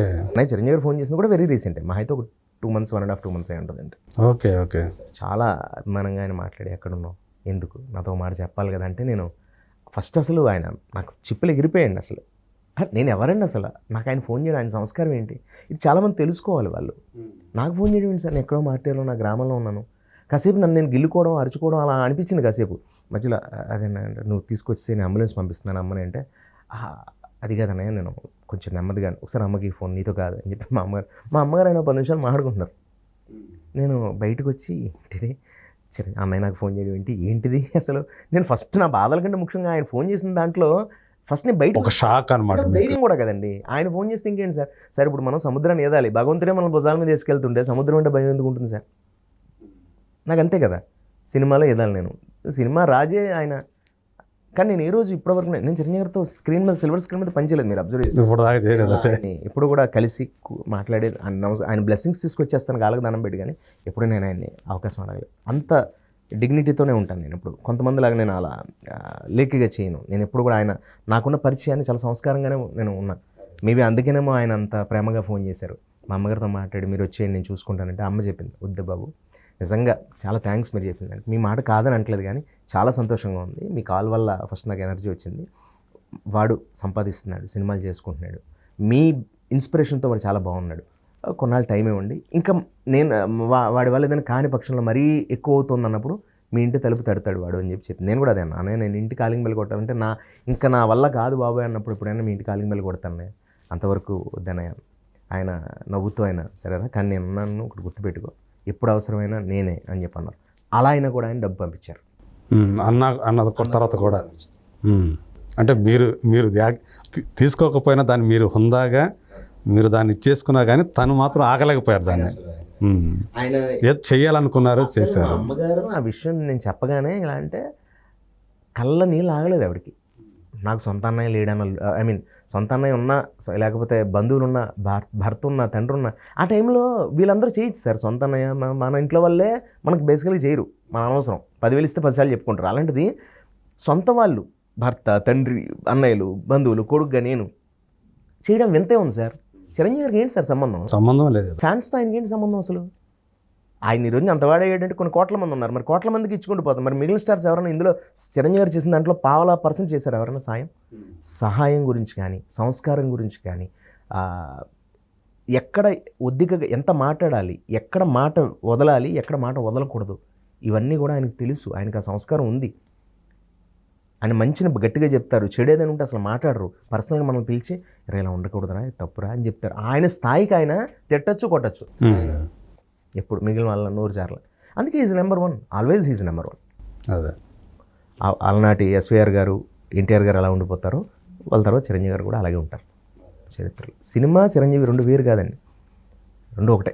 అదే ఆయన సినిమా తెర మీదే కాదు, తెర బయటైనా చిరంజీవి, ఆయన చిరంజీవే. అదే ఇప్పుడు ఇన్ని పార్టీలు వచ్చి ఎవరు నెగ్గినా నాకైతే ఆయన తర్వాతే సార్ ఎవరన్నా. Megastar is always megastar. ఎందుకు అంత అభిమానం ఎందుకు అంటే, మీలో ఎవరు కోటేసేటప్పుడు అది నీ ఎపిసోడ్ ఏదైతే ఉందో అది చాలా పాపులర్ అయింది ఆ రోజుల్లో. సో ఆయన క్యారెక్టర్ని ఆయన ముందే మీరు ప్రదర్శించి, నాకు రజనీకాంత్ గారి కాంపౌండ్ నుంచి ఎన్నిసార్లు నేను తమిళనాడులో, నాకు ఇక్కడికంటే తమిళ నుంచి ఎక్కువ కాల్సి వచ్చేవి. నాటోగ్రాఫ్ డైరెక్టర్ చరణ్ గారిది కానీ, నేను తమ్మి రామయ్య గారు కానీ, నేను చేసిన మొట్టశివ వెంకట శివ లారెన్స్ మాస్టర్ కానీ అది కూడా పక్కన పెట్టేస్తే అప్పుడు నాకు పరిచయం ఉన్నా కూడా దీని తర్వాత నాకు పుష్ ఎక్కువైంది తమిళ్లో. ఓకే. తెలుగులో కూడా చాలా గొప్ప పేరు వచ్చింది. కానీ అప్పట్లో ఏమైపోయిందంటే ఈ పునాదరాలు, ప్రాణం గరుద నేను చేసిన ఈ జగదేగురుడు దర్శనం, రిచండ్ అబ్బాయి, ఆపద్ బాంధవుడు, ఈ ఠాగూర్లు క్యారెక్టర్లు చేశారు కదా, అవి యూట్యూబ్లో పెట్టడానికి లేదు. ఎందుకంటే ఒక్కొక్కరికి ఒక్కొక్క రైట్స్ ఉండేసరికి అందులో ఆ డైలాగ్ వస్తున్నప్పుడు అలా స్ట్రైక్ పడిపోయేది. దానివల్ల నా టాలెంట్ స్క్రీన్ మీద ఎవడైతే చూసారో ఆ రోజు టెలికాస్ట్ అయినప్పుడు చూసిందే. అవును, అది నా ప్రాబ్లం. ఇంకెవరైనా చూడాలంటే హాట్స్టార్లోకి వెళ్ళి చూడాలి. ఆ ఎపిసోడ్ అంతా చూసి ఆ మొక్క విడిగా పెట్టరుగా, దానివల్ల రీచ్ తక్కువ. ఇప్పుడు మారింది. అన్నిటికన్నా ముఖ్యమైన విషయం అంటే మరి అంత తక్కువ వచ్చినా కూడా మీలాంటి వాళ్ళు ఇంత ప్రేమిస్తున్నారంటే, ఇప్పుడు నేను పనిచేస్తున్న డైరెక్టర్స్ కానీ, ఇప్పుడు నేను చేస్తున్న సినిమాలు కానీ రోజుకి 2 మాట్లాడతారు సార్ ఆ ప్రోగ్రామ్ గురించి. ఎందుకు అంత ఇష్టం చిరంజీవి గారు అంటే ఇది కారణం కాదండి. నాకు చిరంజీవి గారు అంటే అసలు ఆ రోజు ఆ ఎపిసోడ్కి మిమ్మల్ని ఎవరు నేనే వెళ్ళాలి ఎలా కలవాలని ఆయన ముందు ఎన్నోసార్లు ఫోటో దిగే అవకాశం వచ్చినా, ఆయన నా ముందు నుంచి ఎన్నోసార్లు వెళ్తున్నా ఏ రోజు ఫోటో దిగలే. ఎందుకంటే నేను ఎవరో ఆయనకు తెలియాలి. నేను మా అమ్మ బాబును వదిలేసి, ఊరు వదిలేసి ఈయన కోసం ఇక్కడికి వచ్చేసా, ఒక ఫోటో ఇచ్చి అని వెళ్ళిపోతారు ఆయన. నో, ఆయనకి తెలియాలి, నా బాధ తెలియాలి, నా పెచ్చ తెలియాలి, ఆయనకి నా ప్రేమ తెలియాలి. కేవలం చిరంజీవి గారి గురించే వచ్చారు హైదరాబాద్.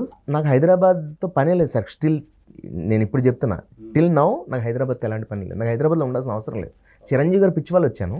వచ్చిన తర్వాత ఇంక ఇక్కడ ఆయన వల్ల అంటే ఆయన ఇన్స్పిరేషన్తో వచ్చాను. చిరంజీవి గారు తమిళనాడులో ఉంటే తమిళనాడు వెళ్ళేవాడిని. చిరంజీవి గారు యుగాండాలో ఉంటే అక్కడ ఉండేవాడిని. చిరంజీవి గారు ఎక్కడ ఉంటే నేను అక్కడ ఉంటా. ఆయన ఛాన్స్ ఎవరు కాబట్టి ఆయన ఇంట్లో ఉండడానికి కొడతారు కాబట్టి అవకాశం ఉంటే అక్కడ ఉండదు. ఆయన సేవ చేసి సార్ మీరు నమ్ముతారా, అది ప్రేమించిన వాడికి అర్థమవుతుందని, మిగిలిన వాళ్ళకి అర్థం కాదు. చిరంజీవి గారి ఇంట్లో పని వాళ్ళని చూసి నేను అక్కడ అయిపోయి ఉన్నాయి. ఎంత అదృష్టవంతులరా మీరు, ఇక్కడ పని చేస్తున్నారా, రోజు చూడొచ్చు అన్నయ్యని మీరు, ఏం పుణ్యం చేసుకో. ఇదే ఆలోచన నాకు.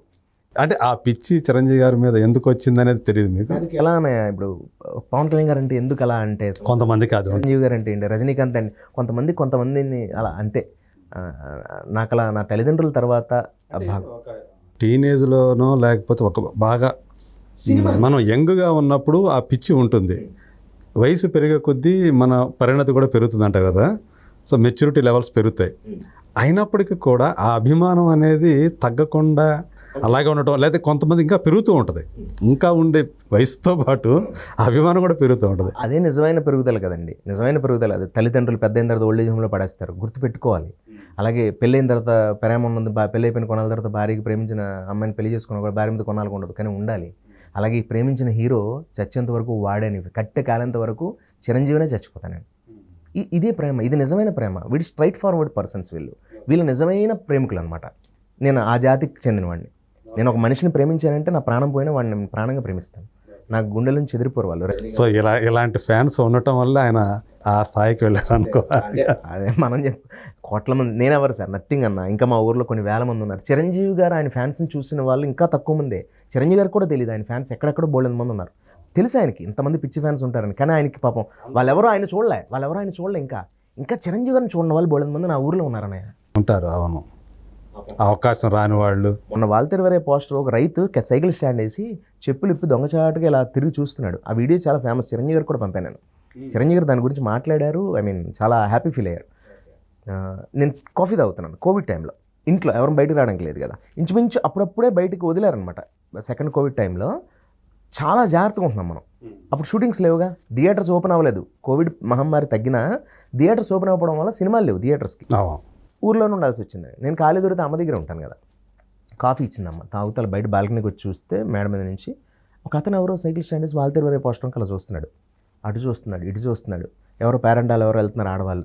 ఆ వీడియో మీకు ఇస్తాను, చూపిస్తాను. చెప్పులు తీసాడు అమ్మగా. ఏం చేస్తున్నాడు ఇతను అని చూస్తే దగ్గరికి వెళ్ళి చిరంజీవి గారికి ముద్దు పెట్టుకుంటాడు. 80 ఏళ్ళు 90 ఏళ్ళు ఉంటాయి. ముద్దు పెట్టుకోవడం కోసం చెప్పులు తీసేసాడు. చెప్పులు తీయాల్సిన అవసరం ఉంది అతనికి. లోపల ఆ డివోషనల్, అది మనిషి మీద ఎందుకు పెంచుకుంటారు, ఒక్కొక్కరు భక్తి అన్నమాట. అది అంతేనన్నాయి. దానికి మనం అర్థం చెప్పలేం. ఒకరికి వైఎస్ఆర్ పూనకం వస్తుంది, ఒకరికి పవన్ కళ్యాణ్ అంటే పూనకం వస్తుంది, ఒకరు చిరంజీవి గారు అంటే పూనకం వస్తుంది. అంతే. అది వాళ్ళకి ఆ బ్లడ్లో ఆ సెల్కి అది దేవుడు ఇచ్చేసాడు. బయట చూసే వాళ్ళకి అది ఒక నిజంగానే పిచ్చిగానో వెర్రిగానో కనిపించవచ్చు. అమ్మ నాన్న పూజించండి అంటే ఇప్పుడు పిచ్చోళ్ళారా, అమ్మ నాన్నని పూజించాకే మేము పూజిస్తున్నాం, మీరు ఎవరిని పూజించరంట. నేను అలా అనే వాళ్ళని అన్న మన పనిని మనల్ని ఇన్స్పైర్ చేసిన వాళ్ళని ప్రేమించడం తప్పేంటన్నా? పైగా నువ్వు మంచివాడిని, ఒక అబ్దుల్ కలాం గారిని గౌరవిస్తున్నావు, ఒక టాటాని గౌరవిస్తున్నావు, ఒక ఒక చిరంజీవి గారిని గౌరవిస్తున్నావు, ఒక సచిన్ టెండూల్కర్ని, ఇలాంటి వాళ్ళని ప్రేమించడం తప్పే ఉంది, వీళ్ళని ఇన్స్పిరేషన్గా తీసుకుంటే తప్పే ఉంది అన్న. నా తల్లిదండ్రులు, నా రక్త సంబంధికులు కూడా నేను ఏమవుతానని వాళ్ళకి క్లారిటీ లేదు, నాకు క్లారిటీ లేదు. కానీ ఒక చిరంజీవి గారి వల్ల నా లైఫ్లో క్లారిటీ వచ్చింది. చిరంజీవి గారు ఆయన కోసం, ఆయన బాగుపడడం కోసం, ఆయన ఎదగడం కోసం సినిమా ఇండస్ట్రీకి వస్తే ఆయన కోసమే వచ్చారు కదా. ఆయన ట్రంక్ పెట్టి పట్టుకుని మొగలతో నుంచి బయలుదేరినప్పుడు, ఐ మీన్ ఎక్కడ ఆయన సినిమా పిచ్చితో ఎట్లయినా సినిమా యాక్టర్ కావాలి అంతే. సక్సెస్ అయ్యి ఆయన కష్టపడ్డాడు, ఆయనంతటా ఆయన కష్టపడ్డారు, ఆయన వచ్చారు పైకి. ఆయన స్టార్ అయితే, ఆయన కోసం ఆయన ఎదిగితే, ఆయన వెనకాల ఎన్ని లక్షల మంది వచ్చామన్నాయి. అలాంటి ఇన్స్పిరేషనల్ పర్సనాలిటీ ఇంకెవరైనా ఉన్నారు అసలు? ఇంకెవరైనా ముందు వస్తారా, రాగలరా? అంత అంత క్రేజ్, డెడికేషన్ తోటి పనిచేసి. ఈ రోజుకి 6 o'clock నేను ఆయనతో ఆశ్చర్య పని చేశాను. అది 18లో పోయింది. కానీ కాజల్ గారి కాంబినేషన్, కాజల్ సినిమాలో లేకపోవడం వల్ల మా ట్రాక్ లేచిపోయింది. ఆచార్యను నేను అన్నయ్యతో పని చేశాను స్క్రీన్ మీద. అది నాకు దొరికిన వారు ఫస్ట్ టైం అది. కానీ పర్లేదండి, ఇంకా కొంచెం బాధ కలిగిందా అలా? కొంచెం కాదన్నయ్య, అది దాని గురించి మాట్లాడితే ఇంకో గంట ఇంటర్వ్యూ చేయాలి మనం, వద్దు. అది బాధ నరకం, అది పక్కన పెడితే చేయకి చేశాను, చేసిందే పోయింది 18లో. అంటే మనకి నిజమే బాధ చాలా ఉంటుంది కదా, ఎందుకంటే మనం ఎవరినైతే ఆరాధిస్తామో వాళ్ళతో కలిసి పనిచేసే అవకాశం, మొదటి అవకాశం వచ్చింది, చేశాము, కానీ ఆ ఫలితం బయటకు రాకుండా పోయింది అంటే నోటి దాకా ఎత్తి వచ్చి లాక్కున్నట్టే అవుతుంది కదా. పైగా గ్రూప్లో కూడా కాదు, ఇద్దరమే ఉంటాం ఫ్రేమ్లో, నేను చిరంజీవి గారే. ఆ సీన్ పోయినందుకు బాధపడ్డా. 2-3 సీన్లు చేసాం, ఆ 2 పోయినా పర్లేగా. అది ఏం క్యారెక్టర్ చేశారు? కాజల్ సినిమాలో, ఆచార్య సినిమాలో కాజల్ తాళ్ళు, బొంగరాలు, ఇవి వకులాంబ అని ఒక మాత, అంటే దొంగ మాత.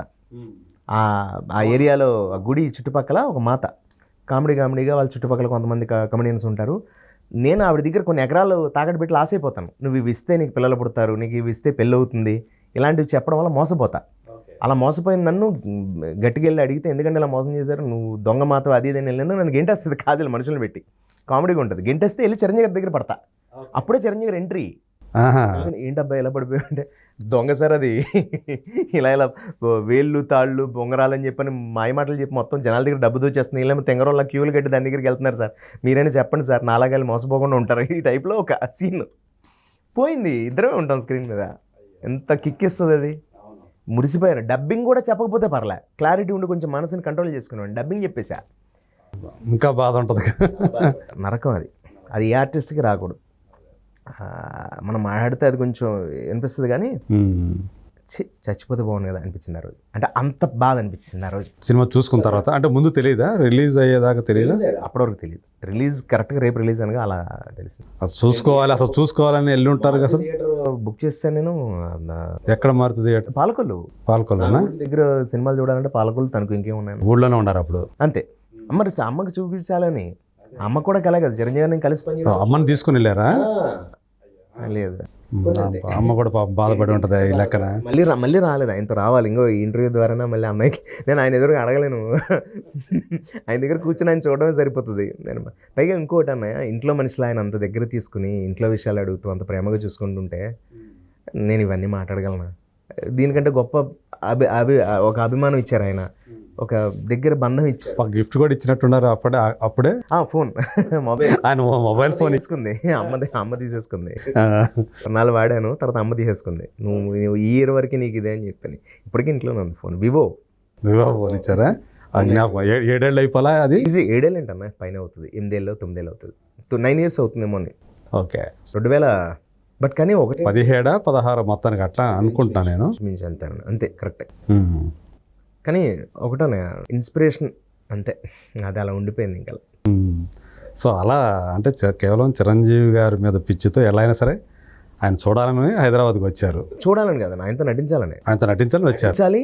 అరే మనలో ఒకడు ఇలాంటి ఏమీ లేకుండా, అసలు ఏమీ లేకుండా, పైగా ఆయన ఏమీ నిజంగా అంటే ఉన్నట్టుగా మాట్లాడుకుంటే ఇది అందరూ అనేది ఏదో అమితాబ్ బచ్చన్ హైట్ లాగానో, లేకపోతే 6 అడుగుల ఆజన్ బహుడనో, కలర్ అనో కాదు కదనే. నెక్స్ట్ డోర్ బాయ్ లాగా మన ఇంటి పక్కన ఉండే మనిషి అంత శిఖరం అయ్యాడంటే, అరే మనం అందులో ఒక పావలైనా చేయలేమా అన్న నమ్మకాన్ని ఇచ్చారు ఆయన. అన్న ఈరోజు నేనే కదా, రవితేజ గారు, కమెడియన్ సునీల్ గారు, హీరో తరుణ్ గారు, శ్రీకాంత్ గారు, మీరు, నేను, అసలు లైట్ ఫోకస్ చేసే వాడు కెమెరామెన్ ఏమో నేను చూపించాలి చిరంజీవి గారిని, కమెడియన్ నేను యాక్ట్ చేయాలని, డైరెక్టర్ నేను డైరెక్ట్ చేయాలని. ఎంతమంది బాబీ లాంటి డైరెక్టర్స్, వాల్తెరవరే డైరెక్టర్స్, బాబీ గారు ఇలాంటి వాళ్ళు ఎంతమంది, రైట్, అవును, ఇంతమందిని ఇన్స్పైర్ చేశాడు ఆయన, మహానుభావుడు. హీరోయిన్స్ కూడా తహతహ ఆయనతో యాక్ట్ చేయాలి, ఆయనతో డ్యాన్స్ చేయాలి. చాలు ఒక్క సీన్లో లేదంటే ఒక షాట్లో ఉన్నా చాలు అనుకునే వాళ్ళు ఎంతమంది ఉంటారు? ఇంతమంది నేను ఎవరు నా ఇంకా అది. సో ఏమనిపిస్తుంది ఇప్పుడు అంటే వచ్చారు, సో ఇప్పుడు చూసుకుంటా ఉంటే కొంచెం ఫలిస్తున్నట్టు అనిపిస్తుందా మీరు అనుకున్నది? నేను చాలా ఒక నటుడిగా, ఒక వ్యక్తిగా, ఒక క్యారెక్టర్ పరంగా సినిమా పరిశ్రమలో నాకున్న గౌరవ మర్యాదలు అంత ఇంత కావు. నాకు చాలా ఆనందం అది. నేను అచీవ్ చేసింది చాలా సంతోషం నాకు ఇప్పటిదాకా. సో అంటే దయా అనే వెబ్ సిరీస్లో మాత్రం మంచి పేరు తీసుకొచ్చింది కదా మీకు అసలు ఓటీటీ ప్లాట్ఫామ్ మీద. 100% అన్న. అది credit goes to one and only director Pavan Sadhaneni, Pavan గారే. ఆయన లేకపోతే ఏమో మనకు అంత సీన్ లేదు, అందుకని అంత పట్టం కట్టాడు ఆయన. అవును, ఒక కీ రోల్ ఇచ్చి. ఫస్ట్ సినిమా నుంచి ప్రేమేష్ కాదలు, సేనాపతి, దయా, హ్యాట్రిక్, ముగ్గురం మీ ఇద్దరం. ఆయన మూడిట్లో మీరు చేశారు. అదే ఇప్పుడు కూడా ఫ్రెండ్ ఉన్నాయి, కాకపోతే ఇప్పుడు కంపెనీ సినిమాలు ఆ డేట్స్కి ఇబ్బంది అవ్వకుండా నేను కాపాడుకోవాలి. అండ్ ఇప్పుడు ఒకటి రాబోతుంది. అంటే మీరు అనుకున్నట్టుగా ఈ సినిమా ఇండస్ట్రీలో ఏదైతే నిజంగా చిరంజీవి గారు కూడా ఇనిషియల్ స్టేజ్లో ఎన్ని కష్టాలు పడ్డారో, ఎంతమందితో ఆయన మాటలు పడ్డారో, వాటిని అన్నిటినీ భరించి సహించి అవన్నీ వచ్చారు. సో అట్లాంటి మీకు కూడా ఎదురైతేగా అంటే చాలామంది చెప్తారు మామూలుగా కూడా. నిన్నటి నుంచి కొంతమంది చేసే పనులకి, సెట్లో కొంతమంది మాట్లాడే మాటలకి ఇబ్బంది వస్తుంటాయి. ప్రతి ఆర్టిస్ట్కి ఉంటాయి అన్నవి. నా తోటి ఆర్టిస్టులు నాతో షేర్ చేసుకుంటారు, నేను షేర్ చేసుకుంటాను. కామన్ అన్న, అవమానించడం, తక్కువ చేయడం అనేది ఇండస్ట్రీలో అందరికీ ఉంది. కొంతమందికి ఆ రకం మనుషులు ఉంటారు, ఎక్కడ పోయినా ఉంటారు. అది మనిషిని హట్ చేయడం వాడికి ఇష్టం అంతే. గొప్ప గొప్ప డైరెక్షన్ డిపార్ట్మెంట్లు, గొప్ప గొప్ప మేనేజర్స్, గొప్ప గొప్ప ప్రొడక్షన్స్ ఉన్న ఇదిలో వాటిల్లోనే కొంతమంది తేడాగాలు కూడా ఉంటారు. మా ఆర్టిస్టులు కూడా ఉంటారు. పాముల్లాగా, విషనాగుల్లాగా ఇంకోటి ఎదుగుతుంటే తట్టుకోలేరు, వాడి అవకాశం వీడి తీసుకు అతని మీద ప్రచారాలు చేయడం చెడుగా. మనం లేనప్పుడు మన గురించి మంచి మాట్లాడకపోయినా పర్వాలే, చెడు మాట్లాడకూడదు. అది నేను నేర్చుకున్నాను పవన్ కళ్యాణ్ గారి దగ్గర నుంచి. నాకు ఫస్ట్ నుంచి అది ఉంది. అలాంటివి ఉండాలి, ముఖ్యంగా ఈ ఇండస్ట్రీలో అలాంటిది ఉండాలి. మనం ఏదైనా అనాలి, తప్పు కనబడిందంటే ఎదురుగా మొహమే చెప్పాలి. అందుకని ఆ మనిషి లేనప్పుడు మాట్లాడకూడదు.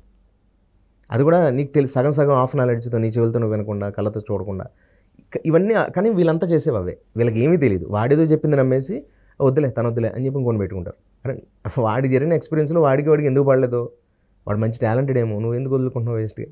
వాళ్ళ తర్వాత రిలీజ్ అవుతారు, కానీ తర్వాత అప్పుడు వీడు రాడు, వీడు దొరకడు. అవసరమే ఉంది ఇక్కడ అన్నీ కూడా. జబర్దస్త్లో కూడా చేశారు కదా. జబర్దస్త్ మొదలుపెట్టింది నేనన్నా, మొదలుపెట్టింది మేము, మా బ్యాచ్ అంతా. నేనంటే మా గ్యాంగ్, నేను, ధనరాజు, వేణు, అందరం. సో మీరందరూ మీ గ్యాంగ్ అంతా కూడా సినిమాల్లోకి వచ్చారు. అక్కడ చాలా సీనియర్స్ అండి, మా అన్నయ్యలు చాలా సీనియర్స్. సత్య ఉన్నాడుగా, మా కమెడియన్ సత్య, మా బండోడు, ఆడు, నేను, మా గ్యాంగ్ అందరూ. మా సత్య బాగా ఫ్రెండ్ అయితే. సత్య మంచి ఫ్రెండ్. ఓకే, ఫ్రెండ్ అంటే నిజంగా నాకేమంత బెస్ట్ ఫ్రెండ్స్ అలా ఎప్పుడు నేను అంటే వాళ్ళు అనుకున్నా నేను ఎప్పుడు కూడా వాళ్ళు తీసుకున్నాను. ఇప్పుడు నిజంగా నమ్మను. ఇక్కడ ఇండస్ట్రీలో 6 to 6 బంధాలే తప్ప నేను దీన్ని అంత సీరియస్గా తీసుకోను. ఓకే అన్న, 70 80 గడిచిపోయిన కైకల్ సత్యనారాయణ గారి దగ్గర నుంచి, అందరి దగ్గర నుంచి నేను చాలా టైం స్పెండ్ చేశాను. తెలుసా నేను మీకు? కైకల్ గారితో నేను టైం స్పెండ్ చేశాను చాలాసార్లు. కోట శ్రీనివాసరావు గారితో ఇప్పుడు కూడా, నిన్న 2 రోజుల క్రితం కూడా వెళ్ళాను. సో వైరల్ వీడియో అది. నేను ఆయనతో పాటు టైం స్పెండ్ చేస్తాను. మహా నటులు రేలంగ్ గారి దగ్గర నేను. అంటే ఎందుకు వెళ్తారు? రంగం సినిమా పరిశ్రమ నేను చూసి వచ్చింది, నేను చిన్నప్పుడు చూసినవన్నీ ఆ యొక్క బంగారపు అడుగులు అన్నయ్య. అవి నమ్మి వచ్చాం, కానీ ఇప్పుడు అక్కడ వాళ్ళు లేవన్నయ్య. వాళ్ళతో ఉంటే కనీసం వాళ్ళు ఎన్ని వాళ్ళకున్న ఎక్స్పీరియన్స్ ఎంత గొప్పది. కైకాల్ గారు, కోట శ్రీనివాసరావు గారు, తనికెల భరణి గారు, వాళ్ళు స్టార్ వార్డ్స్ లెజెండ్సే నిజంగానే. రాళ్ళపల్లి గారు, వీళ్ళందరితో నాకు అనుబంధం ఉంది. నేను ముగింపులేను కదా, ఆయనతో రాళ్ళపల్లి గారు నాటకాలు చేశాను. భరణి గారితో పాటు కుక్కరకు భరణి గారు నాటకాలు మా ఊర్లో కొమ్మది కళ్యాణ్ గారు. నేను మా నాన్నగారు రంగస్థలం నట్లే కదా, నేను అందులోంచి వచ్చాను. సూపర్. ఓకే, అన్నం పెట్టింది లలిత కళాంజలి, కోడరామకృష్ణ గారితో పాలకొల్లు. అంటే సినిమాలోకి రాకముందు స్టేజ్ మీద చేశాను, స్టేజ్ ఆర్టిస్ట్ అన్నా. నేను నాటకాల నుంచి వచ్చాను. రవీంద్ర భారతిలో కూడా నాటకాలు చేశాను. ముగింపులేని కదా, రాళ్ళపల్లి గారివి, గోగ్రహణ గారు, అర్ధపాండం భరణి గారివి, రాజీనామా భరణి గారు, గురువు రాళ్ళపల్లి గారు. సో వాళ్ళిద్దరు బంధం మామూలు బంధం కాదు. అంటే ఇంకా ఆయన దైవంగా భావిస్తారు. ఆయన ఇంట్లో దేవుడి ఫోటో ఎలా ఉంటుందో రాళ్ళపల్లి గారి బొమ్మ కూడా అలాగే పెట్టుకున్నారు. ఆయన శివుడు, రాళ్ళపల్లి గారు ఇద్దరు అలా ఉంటారు భరణి గారి ఇంట్లో. కరెక్ట్. ఆయన పేరు చెప్పగానే లేచి నిలబడతారు. అలా బాలుగారు, కోదండపల్లి గారి పేరు చెప్తే అలా అట్లా. నాకు బాలుగారితో అత్యంత అనుబంధం, ఎస్పి బాలసుబ్రహ్మణ్యం గారితో.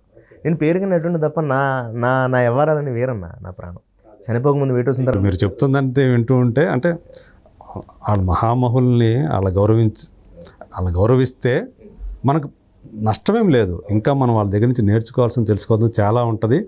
వాళ్ళతో గడుపుతున్న ఆ క్షణాలని అవి మనకి జీవితకాలం మనకు అవి మరుపురాని అనుభూతులాగా మిగిలిపోతాయి కదా అలాంటి వాళ్ళతో గడపడం అనేది. అంటే వాళ్ళు చేసిన జర్నీలో అండి బ్యాంక్ ఉద్యోగాలు వదులుకుని కోట గారు, భరణి గారు ఏమో ఎక్కడ ఆయన ప్రయాణం ఎలా ప్రయాణం అయ్యి ఒక నటుడిగా స్టార్ట్ అయింది, ఒక రచయిత అయ్యి ఆయన అవుతాం అనుకోలేదు. ఆయన అసలు ఒక గ్యాంగులో మెంబర్, ఆయన ఒక రౌడీ, ఆయన బొగ్గు దొంగతనం ఆయనే చెప్పారు కదా. మన ఇంట్లో నాన్న చేత తన్నులు తిని ఈ పనులు చేసి. ఇప్పుడున్న ఆయన భరణి గారు ఆయన గతం ఏంటి, ఇప్పుడున్న కోట గారు ఆయన గతం ఏంటి, వాళ్ళందరూ ఎంత గొప్ప లెజెండరీస్. అండ్ ఈవెన్ మా శివాజీరాజా అన్నయ్య గారు, ఆయన సంస్కారం, ఆయన ఒక president, movie artist association president. ఆయనతో ఆ బంధం నాకు ఇంచుమించు ఒక 5-6 ఏళ్ళు. నేనే రాజు నేనే మంత్రి ఒక 40-50 రోజులు పనిచేసిన, దగ్గర 1 year ఆ డబ్బింగ్ అయ్యి రిలీజ్ అయ్యేంత వరకు ట్రావెల్. ఇప్పుడు మళ్ళీ సరిపోదా సినిమా, ఈ సినిమాలో కూడా నేను శివాజీరాజా గారే కొన్ని నెలల నుంచి. నాని సినిమా మా సంసారం వేరు అసలు, శివాజీరాజా గారు మేము. ఆయన ముందు అసలు మేము ఎవరమండి, మేమంతా. వాళ్ళు ఎప్పుడు వచ్చారు, వాళ్ళు 40 ఏళ్ళ ఎక్స్పీరియన్స్, 35 ఏళ్ళు 45 ఏళ్ళ ఎక్స్పీరియన్స్. ఒక్క సినిమా కళ్ళు అనే సినిమా చాలు శివాజీ రాజాకి. కళ్ళు, ఆయన చేసిన సినిమాల్లో సముద్రం, ఆయన చేసిన సినిమాల్లో మనం మాట్లాడుకుంటే చాలా కాదు కదండి, ఇవాళ అవుతుంది. వాళ్ళు అలాంటి నటులతో ఎందుకు టైం స్పెండ్ చేస్తారని అడిగితే వాళ్ళ ఎక్స్పీరియన్స్ అన్న. ఇన్ని నాటుపోట్లు తట్టుకుని వచ్చారు కదండి. సినిమా పరిశ్రమ ఇప్పుడు రూపాంతరాలు చెందుకుని ఓటీటీ అనేది ఒకటి వచ్చింది. మీకు తెలియదు, నేను కైకల్ గారితో ఇది కోట గారి దగ్గరికి వెళ్ళి మాట్లాడుతుంటాను. ఏది వచ్చినా సినిమా ఎప్పటికీ సినిమా గొప్పది, సినిమా అన్ని రంగాలు గొప్పవి. మీరు ఎవరైనా మాట అన్నారు, మీరు ఎలా అండి ఎలా సర్దుకొచ్చేవారండి, ఈ తప్పు లేకుండా అన్యాయంగా ఒకరు ఇలా అంటున్నారని నేను బాధ అనిపిస్తున్నప్పుడు వాళ్ళని కలుస్తుంటా. అప్పుడప్పుడు నాకు ఆనందం వచ్చిన వాళ్ళ దగ్గరికి వెళ్తాను, ఎంత సక్సెస్ కొట్టినా వాళ్ళ దగ్గరికి వెళ్తాను. బాగా రిసీవ్ చేసుకుంటారా కోట గారు? రిసీవ్ చేసుకుంటారు. అందరూ అంటారు కోట గారి కోపం ఎక్కువ అని, కానీ బట్ ఆయన ఒకవేళ ఒక మాట అన్న తప్పే ఉందన్న. అంత మహానుభావులు, నా తండ్రి తిట్టినా బాధపడతాను, కానీ కోట గారు అలాంటి వాళ్ళు తిడితే నేను బాధపడను. వాళ్ళు ఏముంటుంది, పాప ఆయన అలా ఏం కాదు. ఆయన ఏంటంటే ఒక వయసు వచ్చిన తర్వాత ఎవరికైనా సరే ఒకటి చెప్పేటప్పుడు స్ట్రాంగ్గా చెప్పబుద్ధి వస్తుంది. అది కాదురా ఇలా వినాలి అంటే అప్పుడు వాళ్ళకి ఏంటంటే ఇది మనం చెప్తే ఎవరన్నా ఏమో అనుకుంటారేమో, బాధపడతారేమో అనే ఇది ఉండదు వాళ్ళకి. అసలు అమ్మే చెప్పేస్తారు, ఇది చెప్పకపోతే ఎట్లా, ఇప్పుడు దాచుకున్నాము అని చెప్పాలనిపించేస్తుంది. ఇంకా పోయేది ఏముంది ఇంకా అని అనిపిస్తుంది వాళ్ళకి. అదే మర్చేయగలం కదన్న వాళ్ళ ముందు. అసలు ఆయన ఏదైనా అనొచ్చు, ఆయన చాలా ఆనందంగా ఉంటుంది నాకు. ఆయన ఆరోగ్యంగానే ఉండారు కదా. అదే అంటే ఈ మధ్య ఆయన ఆరోగ్యం గురించి అసలు ఇప్పుడు 2-3 సార్లు ఆయన చంపేశారు బతుకున్నా కానీ నేను ఆయన రాయిలా ఉన్నారు, ఆరోగ్యంగా ఉన్నారు, నవ్వుతూ మాట్లాడారు, పంచులేశారు మా మీద. ఉన్నంతసేపు మేము మాట్లాడే అవకాశం ఇవ్వలేదు, ఆయనే మాట్లాడారు.